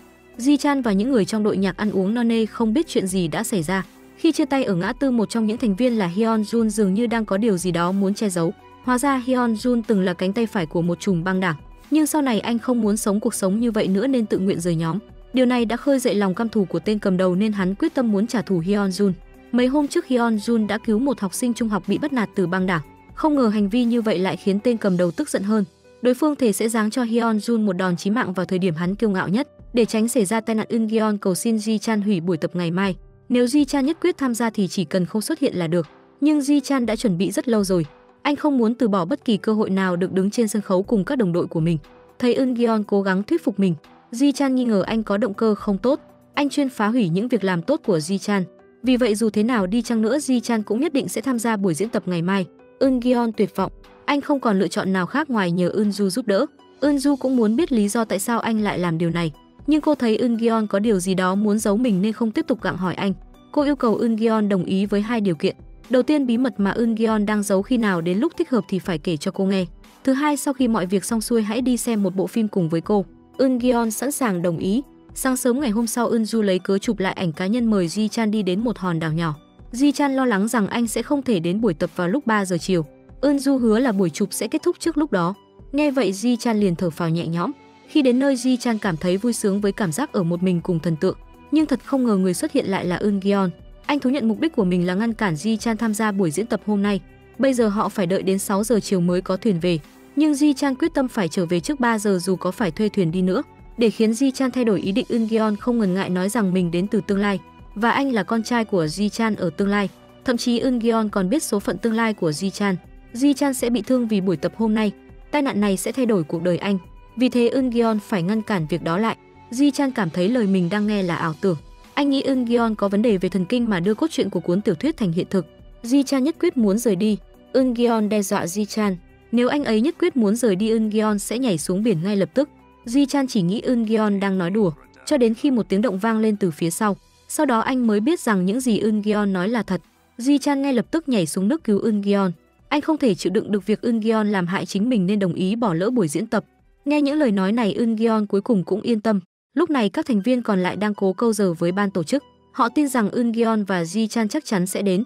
Tuy nhiên ban tổ chức vẫn hủy bỏ tư cách diễn tập của họ và mọi người bị kéo khỏi sân khấu. Thật bất ngờ, họ vừa rời đi thì thiết bị đèn trên đầu liền bất ngờ rơi xuống. Nếu chậm 1 giây hậu quả sẽ rất tai hại. Eun-gyeon và Ji-chan lúc này cũng về đất liền. Khi Eun-gyeon bước đến cửa nhà, anh chợt nhớ ra lời hứa đi xem phim cùng Eun-ju. Anh tức tốc chạy tới nhà cô. Cả hai nắm tay nhau đến rạp chiếu phim. Trong lúc trò chuyện, Eun-ju tình cờ nhắc tới trò chơi con mực. Eun-gyeon bối rối bởi vì trò này vẫn chưa xuất hiện vào năm 1995. Đúng lúc này tiếng máy nhắn tin cắt ngang dòng suy nghĩ của anh. Eun-gyeon gọi lại tin nhắn thì nhận được tin Ji-chan và những người khác đã đến buổi diễn tập. Eun-gyeon lao như điên đến nơi diễn tập. Anh hy vọng có thể ngăn chặn tai nạn xảy ra kịp thời. Hóa ra sau khi Ji-chan trở về đã bị các thành viên trong ban nhạc giữ lại chất vấn. Đúng lúc này bà nội nhờ Ji-chan đi giao bánh bao cho bạn của bà hiện là bảo vệ trường học. Rất nhanh ban nhạc đã hối lộ nhân viên bảo vệ bằng một đĩa bánh bao để có được chìa khóa phòng tập. Họ muốn có một buổi tập một mình. Ji-chan và 3 người còn lại hát một cách chân thành trên sân khấu. Đúng lúc này tên cầm đầu băng đảng không mời mà đến cùng với một nhóm người. Vụ tai nạn buổi chiều không phải là ngẫu nhiên mà là do tên cầm đầu đã sắp xếp. May mắn thay Eun-gyeon và Ji-chan vắng mặt nên các thành viên thoát khỏi thảm họa. Đám côn đồ ào ạt lao tới, hai bên cùng nhau chiến đấu. Trong cuộc chiến, Ji-chan nhanh nhẹn hạ gục nhiều người khác. Tên cầm đầu đã nhìn thấy điều này nên chộp lấy cây gậy từ phía sau và đánh vào đầu Ji-chan. Ji-chan đột nhiên cảm thấy choáng váng. Eun-gyeon lao vào thì nhìn thấy Ji-chan bị thương. Eun-gyeon hoàn toàn mất trí. Anh tóm cổ tên trùm băng đảng và cảnh cáo hắn không được đụng vào Ji-chan. Đúng lúc này cảnh sát đến. Tên cầm đầu vội bỏ trốn cùng người của mình. Eun-gyeon lao tới và bế Ji-chan lên hỏi rằng anh có còn nghe thấy những gì Eun-gyeon nói không. Ji-chan liền trả lời tôi có nghe rõ. Sau khi chắc chắn rằng bố mình vẫn ổn, sự lo lắng của Eun-gyeon cuối cùng cũng được buông bỏ. Mọi người dọn dẹp phòng tập, sau đó đến suối nước nóng để tắm rửa sạch mọi vết bẩn. Sau khi tắm xong, quy trình chăm sóc da của Eun-gyeon và Ji-chan hoàn toàn giống nhau. Cộng với hành động của Eun-gyeon để ngăn mình gặp tai nạn, mọi thứ không khỏi khiến Ji-chan nghi ngờ. Có lẽ hai người thật sự có quan hệ cha con. Mối lo sợ đã được giải quyết. Eun-gyeon liền nói dối rằng bố mẹ anh không cho anh chơi trong ban nhạc. Vì vậy anh chỉ chọn cách bỏ nhà đi. Gần đây bố mẹ anh biết được ngày diễn tập và lên kế hoạch ép anh đi du học. Thế nên Eun-gyeon không còn lựa chọn nào khác ngoài việc hủy bỏ buổi diễn tập. Ji-chan tin đó là sự thật thì không còn câu hỏi nào nữa. Sau đó Eun-gyeon chợt nhớ lại hôm qua mình đã để Eun-ju một mình ở rạp chiếu phim. Anh vội vàng chạy đến nhà Eun-ju để cầu xin sự tha thứ. Vì những trải nghiệm của cô từ thời thơ ấu đến khi trưởng thành nên Eun-ju rất ghét bị bỏ rơi. Đêm qua cô lại trải qua cảm giác này. Cô không thể tha thứ cho hành vi của Eun-gyeon. Vào lúc này tinh thần của Eun-gyeon bị tụt dốc. Anh buộc mình phải vui lên. Bây giờ nhiệm vụ của anh vẫn chưa hoàn thành. Anh muốn quay lại với bố mẹ mình. Eun-gyeon trở về nhà trong nhưng mẹ kế của cô đã ra lệnh cho anh phải chuyển đi ngay lập tức.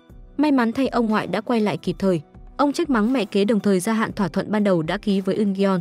Ông quyết định để Eun-gyeon ở lại thêm 1 tháng nữa, nhưng điều kiện là Trong phải mỉm cười trước mặt ông ngoại. Ngày tiếp theo Eun-gyeon và Trong cùng gặp Eun-ju. Eun-gyeon lại đuổi theo để giải thích với cô. Anh thậm chí còn muốn kể bí mật về việc du hành thời gian của mình. Nhưng Eun-ju đã nói với anh về chuyện bố mẹ cô ly hôn từ rất sớm. Cô tưởng mình là một đứa trẻ được yêu thương, nhưng sau này cô mới biết bố rất tốt với cô vì ông không muốn trở thành người bỏ rơi con cái trong mắt người khác. Mẹ cô coi cô như một vật trang trí để tô điểm cho cuộc đời của bà. Cô ghét trở thành con rối hay chiến lợi phẩm của người khác. Bây giờ Eun-gyeon chính là loại người như vậy trong mắt cô. Eun-gyeon không thể tranh cãi. Anh muốn biết liệu Eun-ju có chọn Ji-chan không. Sau khi nghe những lời của Eungeon, Eunju rời đi không ngoảnh lại. Trong cũng đang chú ý đến sự lựa chọn của Eunju. Cô đã nghĩ Eunju sẽ chọn Eungeon mà không do dự, nhưng Eunju tức giận nên đã đi ngược lại trái tim của mình và nói rằng cô ấy sẽ chọn Ji-chan. Trước giờ lên sân khấu biểu diễn, ban nhạc dưa hấu bắt đầu đi khắp nơi mời gọi khán giả. Ji-chan nhìn thấy Trong khi đang ở trên xe liền hào hứng lao tới. Trong đặc biệt đến đây để tặng quà cho Ji-chan. Đó là chiếc gảy guitar do cô tự làm. Ji-chan vui vẻ liên tục mời Trong đến xem buổi biểu diễn. Trong gật đầu nhưng trái tim cô đang nói lời tạm biệt với Ji-chan. Cô biết sau đêm nay Ji-chan sẽ thuộc về Eunju nên chẳng còn lý do gì để cô ở lại với Ji-chan nữa. Ji-chan nhận được sự bảo đảm của Trong liền rời đi một cách vui vẻ. Anh không hề biết rằng Trong đã bật khóc sau khi quay người rời đi. Lúc này Eunju cũng xuất hiện trước mặt các thành viên ban nhạc. Mọi người cùng cổ vũ và chơi trò chơi quanh Eunju. Eunju đã cười đùa với mọi người nhưng cố tình bỏ mặc không quan tâm đến Eungeon. Eungeon cảm thấy khó chịu nhìn Eunju cười sảng khoái dưới nắng. Tim Eungeon lại loạn nhịp mất kiểm soát. Đồng hồ đang đếm ngược. Các thành viên hào hứng, chỉ có Eungeon là không vui. Đối với kế hoạch hiện tại, nếu anh muốn Ji-chan và Eunju chia tay nhau, anh chỉ có thể thắng Ji-chan trên sân khấu. Vì vậy anh đã bảo Ji-chan hãy đấu một trận thật sự với mình. Buổi biểu diễn chính thức bắt đầu. Giọng hát có hồn của Ji-chan và kỹ năng chơi guitar cực đỉnh của Eungeon khiến khán giả cổ vũ nhiệt tình. Các bạn cùng lớp của Eunju khen ngợi Eungeon rất nhiều. Họ nghĩ kỹ năng của Eungeon có thể so sánh được với Ji-hwan. Eunju đã sốc khi nghe tên bố mình. Sau đó cô mới biết rằng bố cô cũng từng là thành viên của một ban nhạc khi còn trẻ. Nghĩ lại lời mẹ nói về nét độc đáo của mối tình đầu, cô chợt nhận ra mối tình đầu của mẹ không phải Ji-chan cũng không phải Eungeon, mà chính là bố cô khi còn trẻ. Biết được sự thật, Eunju không khỏi bất ngờ. Cô ngồi trên bậc thềm và khóc. Lúc này người chú ở cửa hàng nhạc cụ đến xem biểu diễn đã phát hiện cô và gọi tên Se-kyung. Hóa ra chủ cửa hàng nhạc cụ chính là bố ruột của mẹ Eunju khi còn trẻ. Đó là ông ngoại của cô ở hiện tại. Nhưng Eunju chưa bao giờ gặp ông ngoại nên nghĩ rằng đối phương nhận nhầm người. Buổi biểu diễn của ban nhạc dưa hấu đã đi đến trạm cuối. Ji-chan thông báo màn kết bài hát cuối cùng dành tặng một cô gái đặc biệt. Nhưng khi nhìn xuống sân khấu, anh lại không thấy người mình đang tìm. Anh nhanh chóng tỉnh táo lại và để buổi biểu diễn kết thúc thành công. Eungeon muốn biết tại sao Eunju lại bỏ đi giữa chừng, liền đi tìm Eunju ngay sau buổi diễn. Những người còn lại thì ăn tối cùng nhau. Ji-chan luôn thẫn thờ. Đồng đội cho rằng anh buồn vì Eunju ra đi không lời từ biệt. Nhưng điều khiến Ji-chan bận tâm là Trong không đến. Ji-chan muốn biết chuyện gì đã xảy ra với Trong nên anh đã gửi cho cô hết bản fax này đến bản fax khác. Anh nói sẽ đợi Trong ở tầng dưới và mong được gặp cô. Trong liền ra ngoài. Cô tưởng buổi biểu diễn đã kết thúc và Ji-chan đã đến với Eunju. Để không cảm thấy mình thua cuộc, Trong như một con sói bị thương thu mình lại. Cô đã nói rất nhiều điều tổn thương trái với ý muốn của mình. Ji-chan muốn cô thừa nhận tình cảm của cô dành cho mình. Thế nên anh đã hỏi Trong tại sao cô lại giúp anh trong thời gian này. Tại sao cô muốn hai người làm bạn. Tại sao cô lại nói thích anh. Trong sợ ở lại lâu hơn và giả vờ thờ ơ thì cô sẽ bị đánh bại. Thế là cô đưa tờ giấy viết vài dòng cho Ji-chan. Cô đã quyết định chôn vùi một mối tình thầm kín khó quên của mình. Trong đau lòng khóc lớn, còn Ji-chan đọc đi đọc lại tờ giấy mà Trong đưa cho mình. Cô viết sau này mong cả hai đừng gặp lại nhau. Dù sao thì họ cũng đến từ những thế giới khác nhau.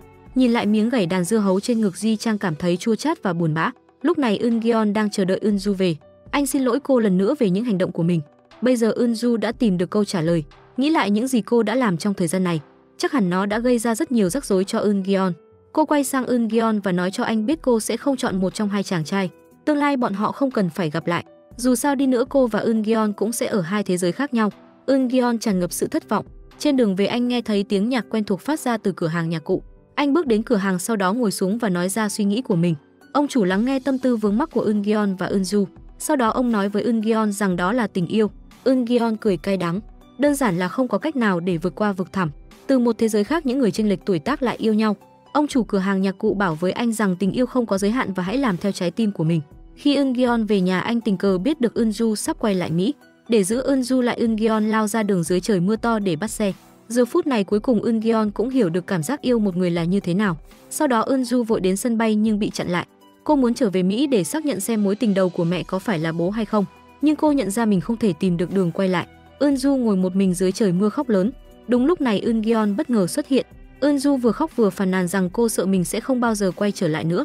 Eungeon hứa sẽ tìm cách giúp đỡ cô cho dù có chuyện gì xảy ra. Eungeon cũng nói hai người đến từ những thế giới khác nhau, nhưng điều đó không quan trọng mà quan trọng bạn là ai. Vì thế hãy ở bên nhau nhé. Eungeon giữ Eunju lại thành công. Khi đưa Eunju về nhà, cô ngủ gục trên vai anh. Eungeon ân cần yêu cầu bác tài đi vòng thêm 2 vòng nữa cho đến khi Eunju tỉnh dậy. Khi lấy vali, Eungeon chợt nhìn thấy cái tên viết trên đó không phải Se-kyung mà là Eunju. Anh lầm tưởng mình bị lóa mắt nên không quan tâm đến nó. Trước khi chia tay, Eunju mời Eungeon đến nhà ăn mì gói. Eunju xách vali đi lên lầu. Chiếc vali vô tình lăn xuống. Tai nghe Bluetooth rơi ra khỏi hộp. Eun-gyeon vô tình nhìn thấy thứ gì đó không phải của năm 1995 nên thoáng chốc bối rối, nhưng Eun-ju nhanh chóng bước tới dẫm lên tai nghe. Thế là qua mắt được Eun-gyeon. Eun-ju đi nấu mì ăn liền trong bếp, còn Eun-gyeon giúp cô mang hành lý vào phòng. Anh nhìn thấy một dòng chữ lớn trong phòng: những thành viên ban nhạc mà mẹ tôi yêu quý năm ấy. Eun-gyeon nghĩ về ý nghĩa của dòng chữ này. Anh vô tình đẩy lọ thuốc an thần trên bàn xuống đất. Eun-gyeon nhặt lọ thuốc lên. Đúng lúc này tiếng kêu của Eun-ju vang lên từ tầng dưới. Thì ra vì là người mới vào bếp nên cô không quen với việc nấu nướng. Eun-gyeon liền giúp đỡ Eun-ju làm món bánh rán hấp dẫn. Hai người vừa ăn vừa vui vẻ cười đùa. Sau bữa ăn, Eun-ju xác nhận lại vừa rồi Eun-gyeon hứa sẽ giúp cô tìm đường về nhà, điều đó có phải là thật. Eun-gyeon nhầm tưởng về việc giúp Eun-ju quay về Mỹ liền đồng ý với yêu cầu của cô. Nhưng nó sẽ mất nhiều thời gian bởi vì bằng cách này anh mới có thể ở bên cô lâu hơn. Eun-gyeon trở về nhà. Anh vô tình phát hiện hai mặt trăng lại xuất hiện trên bầu trời. Cùng lúc đó ông chủ nhạc cụ lại gọi điện đến. Ông chủ bảo anh cuộc hành trình của anh đến đây sắp kết thúc.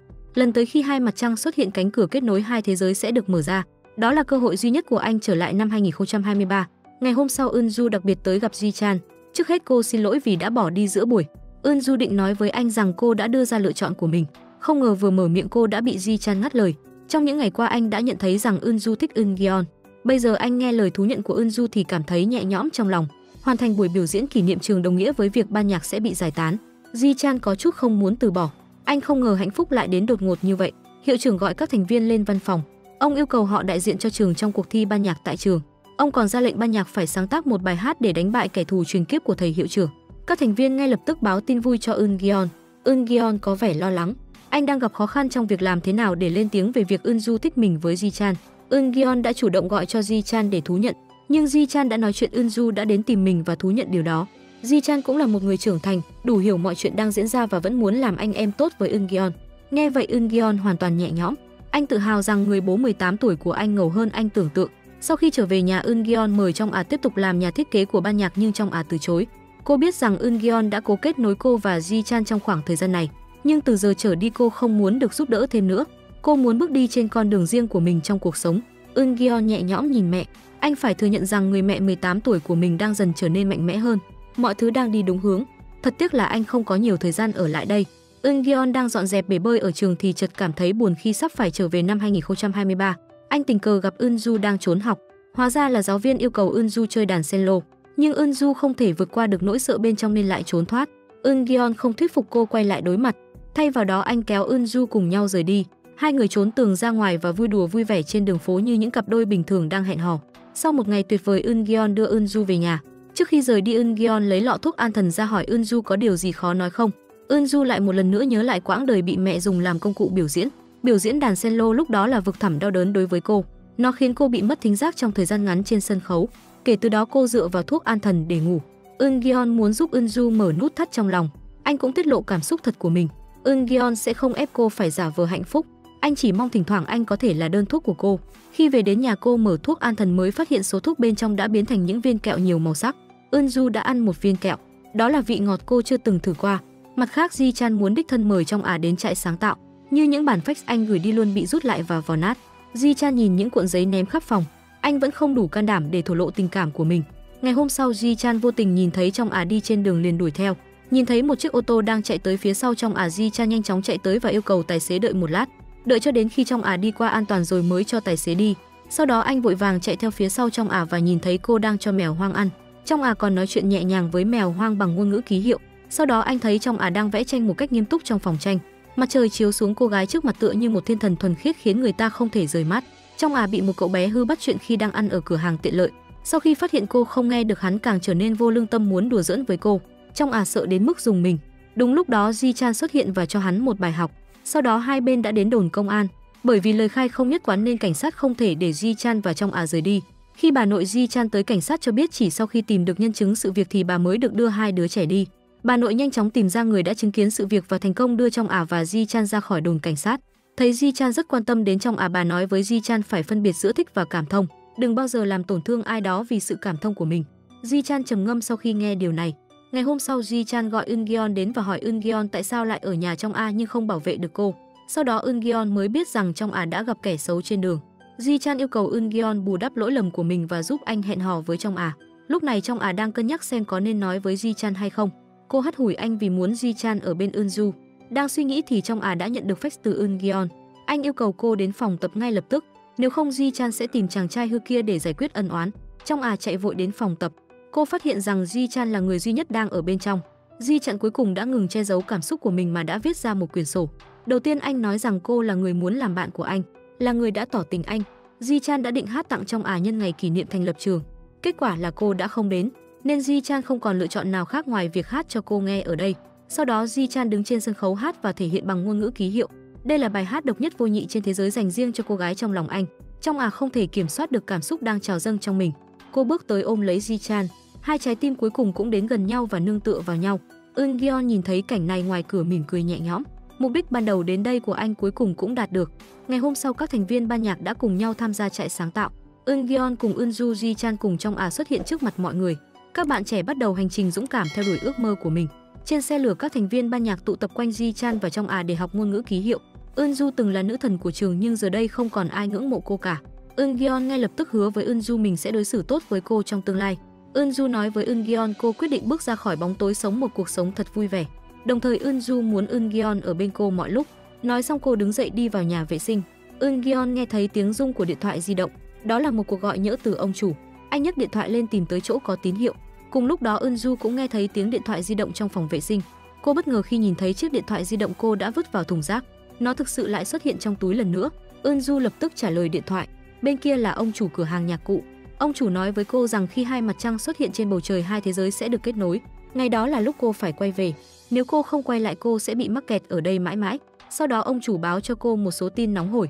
Cô có một người bạn đồng hành sẽ cùng cô trở về. Ông cũng nói rằng có thể người đó đang ở rất gần cô. Eunju muốn tiếp tục hỏi nhưng phát hiện điện thoại của mình bị mất sóng. Để tìm tín hiệu cô cầm điện thoại di động đến lối đi. Thật bất ngờ cô lại đụng phải Eunju, người cũng đang cầm điện thoại di động của mình. Người du hành thời gian mà ông chủ nói đến và trợ thủ mà ông chủ nói đến chính là hai người họ. Thật tình cờ khi Ji Chan đến nhìn thấy những chiếc điện thoại thông minh trong tay họ. Đúng lúc này Ji Chan đi tới muốn xem có gì mới. Hai người lập tức cúp điện thoại di động nhưng vẫn bị Ji Chan nhìn thấy. Eun Gyeon vì tránh Ji Chan đang đến gần liền vội vàng kéo Eunju ra khỏi tàu. Hai người ngồi xuống và trao đổi chi tiết về nhau. Eun Gyeon nói về việc mình là con trai của Ji Chan và trong vì để cha mẹ xích lại gần nhau hơn, đồng thời ngăn chặn bố mình gặp tai nạn nên anh mới đến đây. Eunju thú nhận mình là con gái của Se Kyung. Cô đến đây vì mối tình đầu của mẹ.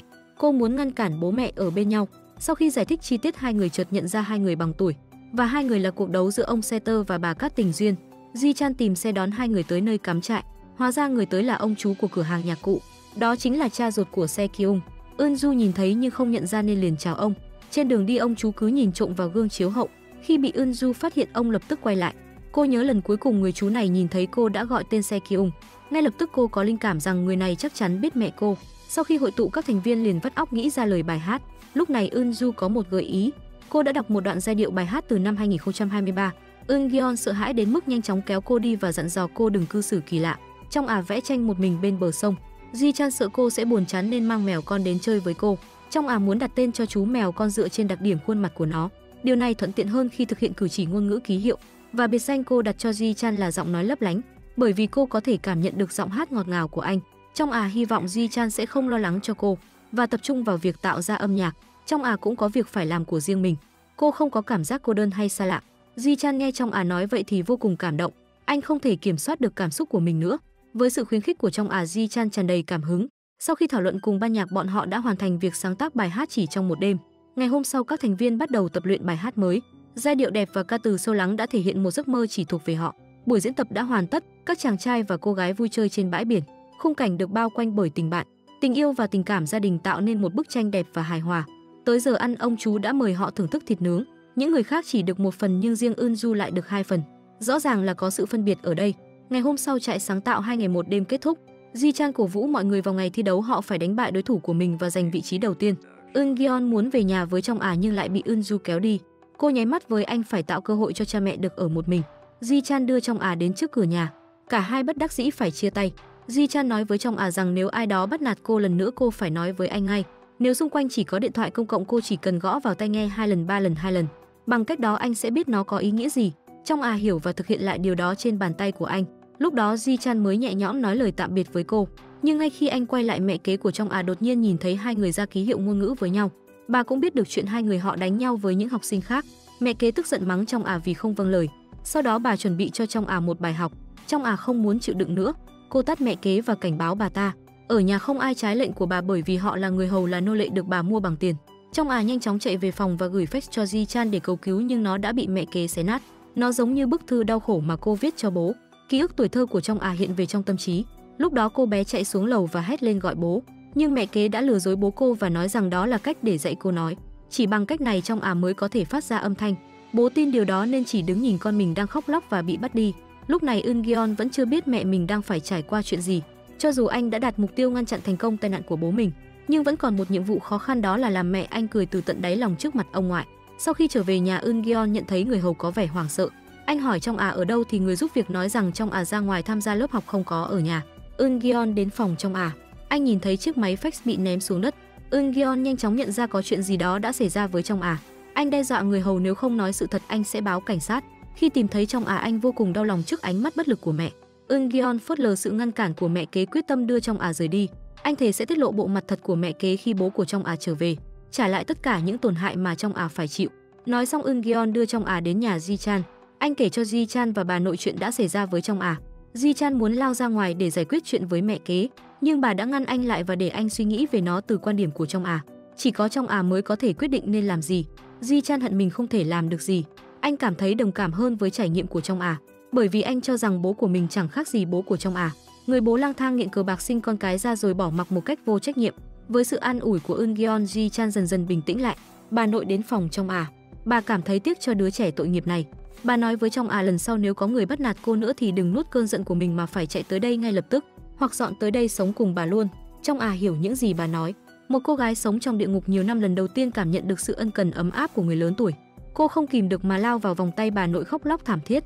Ji Chan và Eun-gyeon kết thúc cuộc trò chuyện và quay về nhà. Họ thấy trong đang chơi bài với những người khác và bà nội.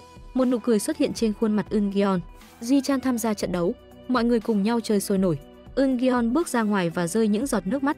Cuối cùng anh đã hiểu, cha mẹ anh cũng có một tuổi trẻ đầy cay đắng, nhưng họ đã vượt qua nỗi đau và tổn thương để trở thành bố mẹ của anh. Họ vẫn luôn dành cho anh và anh trai tình yêu tốt đẹp và trọn vẹn nhất. Mặt khác, Eun-ju đã tìm ra thông tin về bố ruột của mẹ cô. Lúc này cô mới nhận ra người chú ở cửa hàng nhạc cụ chính là ông ngoại mình, và ông cô là huyền thoại trong một ban nhạc Hàn Quốc. Nhưng có tin đồn rằng ông hẹn hò với một nữ diễn viên mới và sinh ra một đứa con gái ngoài giá thú, khiến ban nhạc tan rã. Sau đó ông rút lui khỏi sân khấu âm nhạc. Những tin đồn là đúng hay sai đến nay vẫn là điều bí ẩn. Eun-ju giả là mẹ và đến cửa hàng nhạc cụ của ông ngoại hỏi về bà của mình. Kết thúc buổi nói chuyện, cô đã khóc và gọi cho Eun-gyeon. Eun-ju nói với Eun-gyeon rằng cô nhớ mẹ và cô muốn ăn món mẹ nấu. Eun-gyeon đưa Eun-ju về nhà bà ngoại và nói với cô rằng mình có một người anh trai. Nói đến anh trai, Eun-gyeon không thể không cảm thấy mình nhớ anh trai mình rất nhiều. Eun-ju giật mình khi nghe tên của anh trai Eun-gyeon, bởi vì khi cô ở bệnh viện điều trị chứng mất thính giác tạm thời, tình cờ cô đã gặp anh trai Eun-gyeon và anh là người đã dạy cô ký hiệu ngôn ngữ. Điều này khiến Eun-gyeon nhớ lại anh trai từng nói rằng anh ấy đã gặp một người con gái xinh đẹp học đàn cello. Anh không ngờ người đó lại là Eun-ju. Eun-ju không khỏi thở dài. Mối quan hệ của cô với Eun-gyeon thực sự rất phức tạp. Eun-ju chợt nhớ cô từng nghe anh trai Eun-gyeon kể về vụ tai nạn khiến bố anh bị mất thính giác. Đó không phải là ngày lễ hội, nó vẫn chưa diễn ra. Khi ở trong viện, anh trai Eun-gyeon đã kể cho Eun-ju chuyện anh đang viết tiểu thuyết và nhân vật chính là bố của anh. Trở lại năm 1995, tên côn đồ lúc đó cũng là thành viên của ban nhạc. Khi ban nhạc tập luyện vào đêm trước ngày kỷ niệm trường, anh đã bị bọn côn đồ đánh đập. Ji Chan cũng bị thương nhẹ. Sau sự việc này, tên côn đồ quyết định rời nhóm và các thành viên khác cũng lần lượt bỏ cuộc. Vì thế ban nhạc buộc phải giải tán. Ji Chan viết bài hát mới để xây dựng lại ban nhạc. Vì vậy anh đã mang cuốn băng đến cửa hàng nhạc cụ của bố Se Kyung để nhờ ông cho ý kiến, bởi vì ông là một trong những thành viên của ban nhạc nổi tiếng thời còn trẻ. Nhưng ông chú đã từ chối vì có khách đến thăm và hứa lần sau có thời gian sẽ nghe lại sau.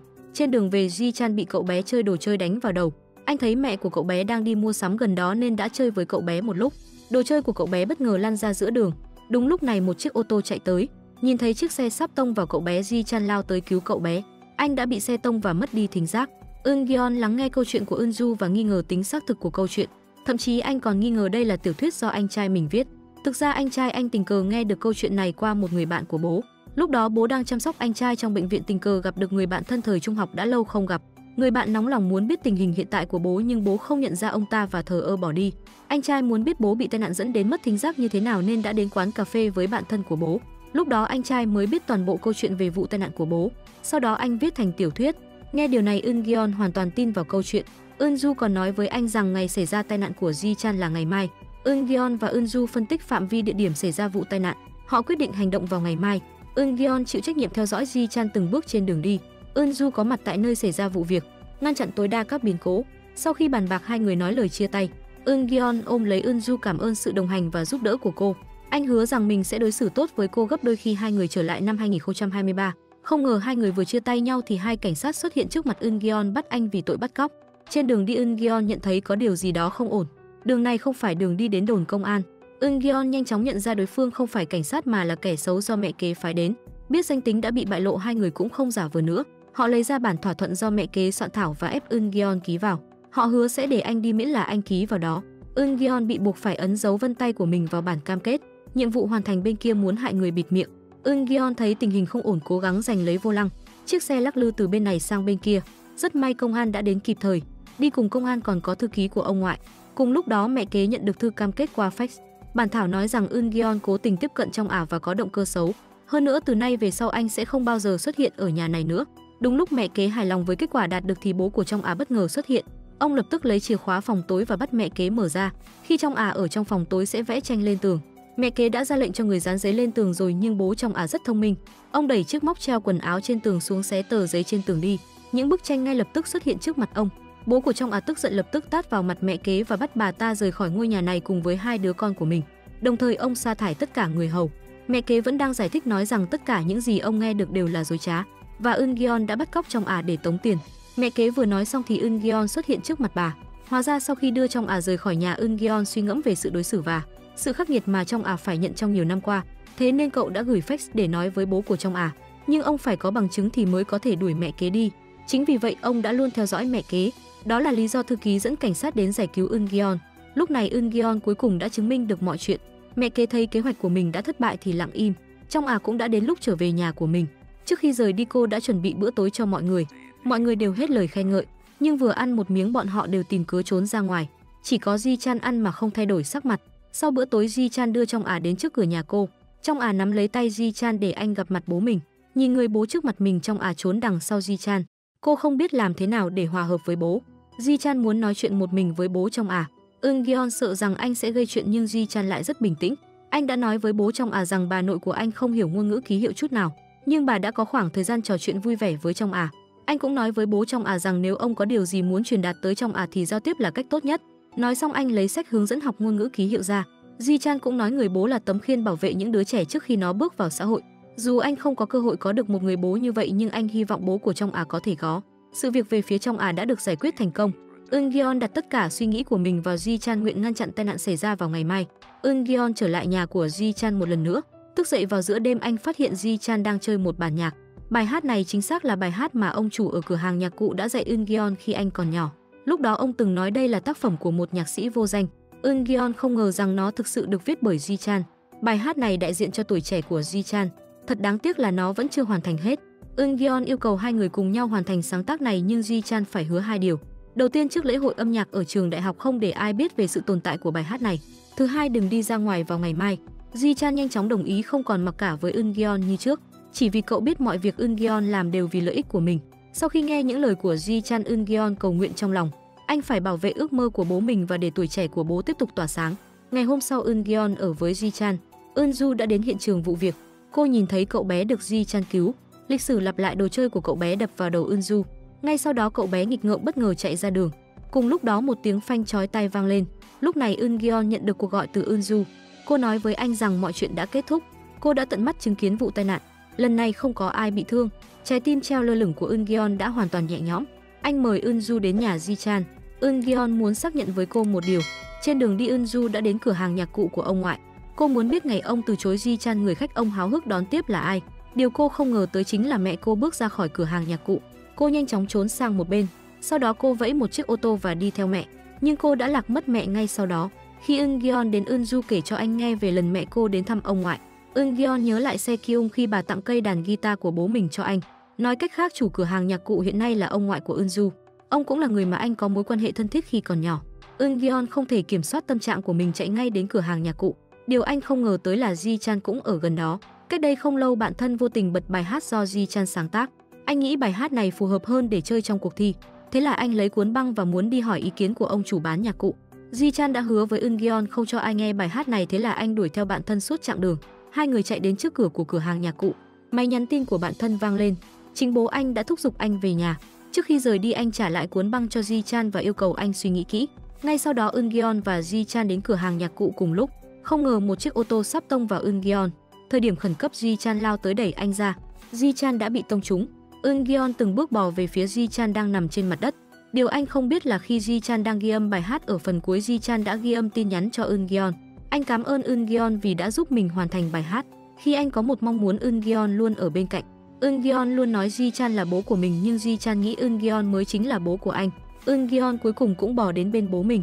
Anh ôm bố mình và khóc lớn. Tai nạn của Eun-gyeon không phải là vô tình mà đã có người sắp xếp. Mẹ kế của Trong A ghét Eun-gyeon vì đã phá hoại mọi thứ. Để trả thù, bà nói dối rằng Eun-gyeon là con ngoài giá thú của bố Trong A và anh về chỉ để tranh giành tài sản. Bà thuyết phục con trai ra tay với Eun-gyeon. Con trai bà tin điều đó liền đạp ga nhắm vào Eun-gyeon. Nhưng vào thời điểm quan trọng Ji Chan đã cứu Eun-gyeon. Ji Chan gặp tai nạn, Eun-ju vội vã đến hiện trường. Cô tình cờ nhìn thấy biển số của chiếc xe gây tai nạn và đã đưa thông tin này cho cảnh sát. Xe cứu thương đã đưa Ji Chan và Eun-gyeon đi. Ông chú ở tiệm đàn đã nhặt cuộn băng của Ji Chan từ dưới đất lên và thấy Eun-ju nói chuyện với cảnh sát. Ông tưởng Eun-ju đã đi rồi và sẽ quay lại. Eun-ju giả là mẹ hỏi câu hỏi mà mẹ cô luôn muốn biết. Có phải bố cô đã bỏ rơi cô? Cuối cùng cô cũng đã có được câu trả lời. Bố cô không bao giờ bỏ rơi cô. Sau khi Se-kyung được nhận nuôi, ông mới biết về sự tồn tại của con gái mình.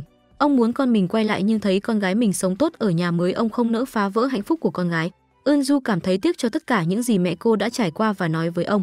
Nếu có ai giống hệt cô hỏi câu hỏi này, hãy chịu khó nói cho cô ấy biết bố cô không bao giờ bỏ rơi cô. Cô ấy chưa bao giờ là người thay thế người khác. Sau khi nói điều này, Eun-ju sải bước đi. Đúng lúc này mặt trăng trên bầu trời chợt xuất hiện dị thường. Điện thoại lại đổ chuông, cô và Eun-gyeon lần lượt nhận được các cuộc gọi của chủ cửa hàng nhạc cụ. Ông nói với họ ngày mai trên bầu trời sẽ có 2 mặt trăng. Đó cũng là ngày họ ra đi. Nếu họ không quay lại sẽ mắc kẹt ở đây mãi mãi. Dấu vết của họ ở thế giới tương lai cũng sẽ biến mất. Lúc này Ji Chan đang nguy kịch, Eun-gyeon lo lắng không muốn rời đi như thế này. Thời điểm này Ji Chan đang trải qua một cuộc phẫu thuật căng thẳng. Trong giấc mơ của mình, anh thấy mình vào đại học và chiến thắng các cuộc thi âm nhạc. Khoảnh khắc Ji Chan đội chiếc mũ tốt nghiệp của mình lên đầu bà nội. Anh trải nghiệm niềm vui thành công khi ở bên bạn bè và những người thân yêu. Cuộc phẫu thuật đã kết thúc thành công. Ji Chan được chuyển đến phòng bệnh. Eun-gyeon gọi Ji Chan đang nằm trên giường bệnh nhưng Ji Chan không hề phản ứng chút nào. Mãi đến khi Eun-gyeon đưa tay chạm vào Ji Chan thì anh mới quay người lại. Ji Chan nói với Eun-gyeon mình không thể nghe thấy bất kỳ âm thanh nào. Nhìn vẻ mặt hoảng hốt và buồn bã của Ji Chan, Eun-gyeon đau đớn. Anh mong muốn tìm ra kẻ sát nhân đã làm tổn thương bố mình và khiến hắn phải trả giá bằng máu. Eun-ju đã ngăn anh lại và thông báo cho Eun-gyeon biết cảnh sát đã bắt được thủ phạm. Đối phương là con trai của mẹ kế. Anh ấy cũng là anh trai cùng cha khác mẹ của Trong A. Lúc này Trong A không biết chuyện gì đã xảy ra với Ji Chan. Trong thời gian này bố cô ở nhà với cô và cố gắng giao tiếp với cô bằng ngôn ngữ ký hiệu. Nhìn bố cố gắng, Trong A cuối cùng cũng mỉm cười. Cô đã gửi fake để báo tin vui cho Ji Chan. Cô không hề biết rằng Ji Chan đang trải qua khoảng thời gian đen tối nhất trong cuộc đời mình. Bố của Trong A biết được hành vi của con trai mình, quyết định để anh chịu trách nhiệm. Đồng thời ông đã sắp xếp để Trong A đi du học ở nước ngoài. Cũng không kể cho cô nghe mọi chuyện Ji Chan đã trải qua. Để bù đắp cho tổn hại đã gây ra cho Ji Chan, bố của Trong A quyết định chịu toàn bộ viện phí và học phí cho Ji Chan. Khi nghe nói con trai của mẹ kế là kẻ hại người, Eun-gyeon lao vào đồn cảnh sát để giải quyết ân oán với đối phương. Eun-ju đến và kéo Eun-gyeon đi. Cô thảo luận việc quay trở lại năm 2023 nhưng Eun-gyeon không muốn rời đi. Anh muốn khôi phục lại mọi thứ như trước đây. Eun-ju nhắc nhở anh điều duy nhất anh có thể làm là giao lại số phận của mình cho Ji Chan. Cô tin Ji Chan sẽ có thể đứng dậy trở lại vượt qua khó khăn hiện tại. Nói xong Eun-gyeon đồng ý gặp nhau trước nhà cô ấy lúc 9 giờ tối. Sau khi tạm biệt Eun-ju, Eun-gyeon bối rối đến cửa hàng nhạc cụ. Chủ cửa hàng đưa cuốn băng của Ji Chan nhắc Eun-gyeon nghe đến cuối. Trước khi rời đi, Eun-gyeon đầu tiên chúc chú sức khỏe. Hơn nữa nếu có cơ hội ông phải hòa giải với con gái mình. Eun-gyeon rời khỏi cửa hàng nhạc cụ và nghe băng của Ji Chan. Cùng với âm nhạc, những kỷ niệm đẹp với Ji Chan vang vọng trong tâm trí anh. Sau khi bài hát kết thúc, Ji Chan cảm ơn Eun-gyeon đã cùng mình hoàn thành bài hát này. Eun-gyeon từng nói Ji Chan là bố tương lai của anh ấy, nhưng trong mắt Ji Chan, Eun-gyeon giống một người bố hơn. Anh làm cho anh ấy cảm thấy được quan tâm và chăm sóc. Ji Chan đã ước rằng kiếp sau anh sẽ được tái sinh làm bố của Eun-gyeon. Lắng nghe giọng nói của Ji Chan, Eun-gyeon đã rơi nước mắt. Sau khi sắp xếp lại tâm trạng của mình, Eun-gyeon đến bệnh viện thăm Ji Chan. Ji Chan nhìn thấy vẻ mặt buồn bã của Eun-gyeon qua hình ảnh phản chiếu trên kính, dường như đang rời xa chính mình. Khi biết Eun-gyeon đến từ tương lai, Ji Chan tò mò, anh sẽ trông như thế nào trong tương lai? Anh có vào đại học thành công không hay vẫn để bà nội lo lắng? Có tiếp tục thành lập ban nhạc yêu thích của mình và sống nghiêm túc mỗi ngày không? Trong trái tim Eun-gyeon, Ji Chan là một người bố tuyệt vời. Trong tương lai anh sẽ sống tốt, sống tươi sáng hơn bất cứ ai khác. Đáng tiếc Ji Chan không nghe được câu trả lời của anh. Eun-gyeon nói với Ji Chan bằng ngôn ngữ ký hiệu rằng anh phải tuân thủ thỏa thuận, phải dũng cảm vượt qua khó khăn. Sau khi nghe Ji Chan nói đó không phải là lỗi của anh và nói anh hãy cứ đi đi, Eun-gyeon quyết tâm quay trở lại thời đại của chính mình. Anh đến gặp Eunju nhưng anh không ngờ Eunju lại đi đến cửa hàng nhạc cụ và xe điện đột nhiên hết điện trên đường đi. Khi cô nhìn lên mặt trăng sắp vỡ làm hai, đã không còn nhiều thời gian cho cô. Eunju hét lên để được giúp đỡ. Thật đáng tiếc khi không có ai xung quanh và Eungeon đã phải quay về một mình. Đột nhiên xung quanh chìm vào bóng tối, hai mặt trăng xuất hiện trên bầu trời. Cửa hàng nhạc cụ hiện ra trước mặt anh. Eungeon bước vào cửa hàng nhạc cụ, anh không chút do dự lấy biên lai ra nhận cây đàn guitar của riêng mình. Eungeon tỉnh dậy lần nữa trong ngôi nhà lớn của gia đình trong Ả. Anh đến phòng khách và nhìn thấy bức ảnh gia đình treo trên tường. Ông, bố mẹ và anh đều được chụp ở đó. Eungeon liền gọi vào số điện thoại của Eunju. Rất tiếc đó là số không đúng. Anh lại đến trước cửa nhà Eunju. Người ra mở cửa là một người phụ nữ lạ. Eungeon rất bối rối. Anh đoán Eunju đã bị mắc kẹt trong quá khứ. Eungeon chưa bước được vài bước thì có điện thoại của cựu thành viên ban nhạc. Họ muốn đưa Eungeon tham gia sự kiện. Ngay sau đó một vài nữ sinh đã vây quanh anh. Bọn họ bất ngờ chụp ảnh Eungeon. Eungeon cũng nhanh chóng chạy trốn khỏi bọn họ. Trong lúc chạy anh vô tình lên một chiếc xe sang trọng. Các thành viên ban nhạc ngồi trong xe. Bây giờ Eungeon và các thành viên là một nhóm nhạc nam đã nổi tiếng. Họ còn được mời đi tham dự một sự kiện thương hiệu tối nay và phải biểu diễn. Khi đến nơi anh mới biết mình là thành viên của nhóm nhạc nổi tiếng của công ty, nhạc Milligram, cũng là người mẫu quảng cáo của nhạc cụ Ji Song. Qua choáng váng với những thay đổi của hiện tại, Eungeon liền cố gắng sắp xếp suy nghĩ của mình. Đúng lúc đó anh trai xuất hiện trước mặt anh. Eungeon ôm anh trai mình và nói với anh ấy rằng anh chưa bao giờ coi anh trai là gánh nặng. Hai anh em cười đùa vui vẻ chiến đấu như thường lệ. Lúc này trong Ả đến sự kiện, Eungeon cũng tìm kiếm thông tin của mẹ mình. Mẹ anh đã tiếp quản công việc kinh doanh của ông ngoại và hiện giờ là chủ tịch tham gia các hoạt động từ thiện. Bà đã trở thành một người phụ nữ có sự nghiệp đúng nghĩa. Eungeon tự hào về mẹ mình. Anh bước tới ôm mẹ và cảm ơn mẹ vì đã là một người phụ nữ tuyệt vời. Nói xong người mẹ đến sự kiện cùng hai con trai. Trong Ả bận chào hỏi bạn cũ. Một số người trong đó là bạn đã thành lập ban nhạc với Ji-chan ở trường trung học. Eungeon vẫn còn nhớ bố anh từng chủ động cắt đứt liên lạc với bạn bè. Bởi vì mỗi khi nhìn thấy bạn bè của mình sẽ làm ông nhớ đến vụ tai nạn khiến ông bị khiếm thính. Ông cũng không muốn nhìn thấy vẻ mặt buồn bã của bạn bè mình. Nhưng lần này bố anh không chọn cách rời xa bạn bè nữa. Eungeon rất hài lòng về điều đó. Có vẻ như bố anh đã vượt qua được những thời điểm khó khăn. Sự kiện bắt đầu, bố xuất hiện trên sân khấu. Eungeon lật qua cuốn tạp chí trên tay. Anh rất sốc khi biết bố mình thực chất là người đứng đầu bộ phận kinh doanh đàn guitar của công ty. Bố đã học đại học ở Mỹ và ông giao tiếp với mọi người bằng ngôn ngữ ký hiệu. Trên sân khấu ông cũng kể câu chuyện mình gặp tai nạn và trở thành người bị câm điếc. Lúc đầu ông không thể chấp nhận kết quả này và cảm thấy sợ hãi. Sau một thời gian chán nản, ông quyết định không từ bỏ chính mình nữa. Ông bắt đầu học ngôn ngữ ký hiệu và tưởng tượng âm thanh trong tâm trí mình. Diễn đạt xong điều muốn nói, bố cầm cây đàn guitar lên và chơi một đoạn ngắn. Người bố hài hước và lạc quan khiến Eungeon tràn đầy tự hào. Eungeon bắt đầu chuẩn bị cho buổi biểu diễn sau đó của mình. Tình cờ anh đã gặp bố. Eungeon chủ động ôm bố mình và cảm ơn bố đã giữ lời hứa với anh. Khi Eungeon rời đi, anh vô tình làm rơi cuộn băng của Ji-chan xuống đất và bố anh đã nhìn thấy nó. Khuôn mặt ông đầy sự bất ngờ. Đến lượt nhóm Eungeon biểu diễn, bạn bè của bố xem Eungeon cháy hết mình trên sân khấu. Họ luôn cảm thấy anh trông quen quen. Xem Eungeon chơi guitar, người bố mỉm cười. Ông đã biết danh tính của Eungeon. Kết thúc màn trình diễn, Eungeon nhìn thấy Eunju phía dưới sân khấu. Anh vội vàng đuổi theo cô ra tận bên ngoài. Gặp lại người yêu của mình, Eungeon không kìm được cảm xúc mà đã đặt một nụ hôn lên môi cô gái mình yêu. Nói đến Eunju, lúc ấy cô gần như không thể quay lại tương lai. May thay cô đã tìm thấy một chiếc máy kéo và xin đi nhờ. Dù máy kéo có chạy chậm đến đâu thì vẫn tốt hơn là đi bộ. Với sự trợ giúp của máy kéo, Eunju đến cửa hàng nhạc cụ đúng giờ lấy lại chiếc đàn cello của mình. Cô nóng lòng muốn trở về thế giới của riêng mình để tìm hiểu về kết cục của mẹ mình. Trước khi cô đến cửa hàng nhạc cụ, cô đã gặp mẹ mình, người vừa từ Mỹ trở về. Eunju khuyến khích mẹ hỏi ông ngoại để biết chi tiết tại sao ngay từ đầu ông lại bỏ rơi bà. Như vậy bà sẽ nhận được câu trả lời cho nút thắt của mình. Eunju nói với mẹ rằng bà không phải là người thay thế ai mà là sự tồn tại độc nhất. Lần này quay lại thời hiện đại, ngoài việc gặp mẹ mình, Eunju muốn gặp Eungeon yêu dấu của đời mình. Được rồi, bộ phim đến đây là kết thúc. Các bạn bỏ ra 3 giây đăng ký kênh để ủng hộ chúng mình nha. Cảm ơn các bạn đã đón xem kênh của chúng mình.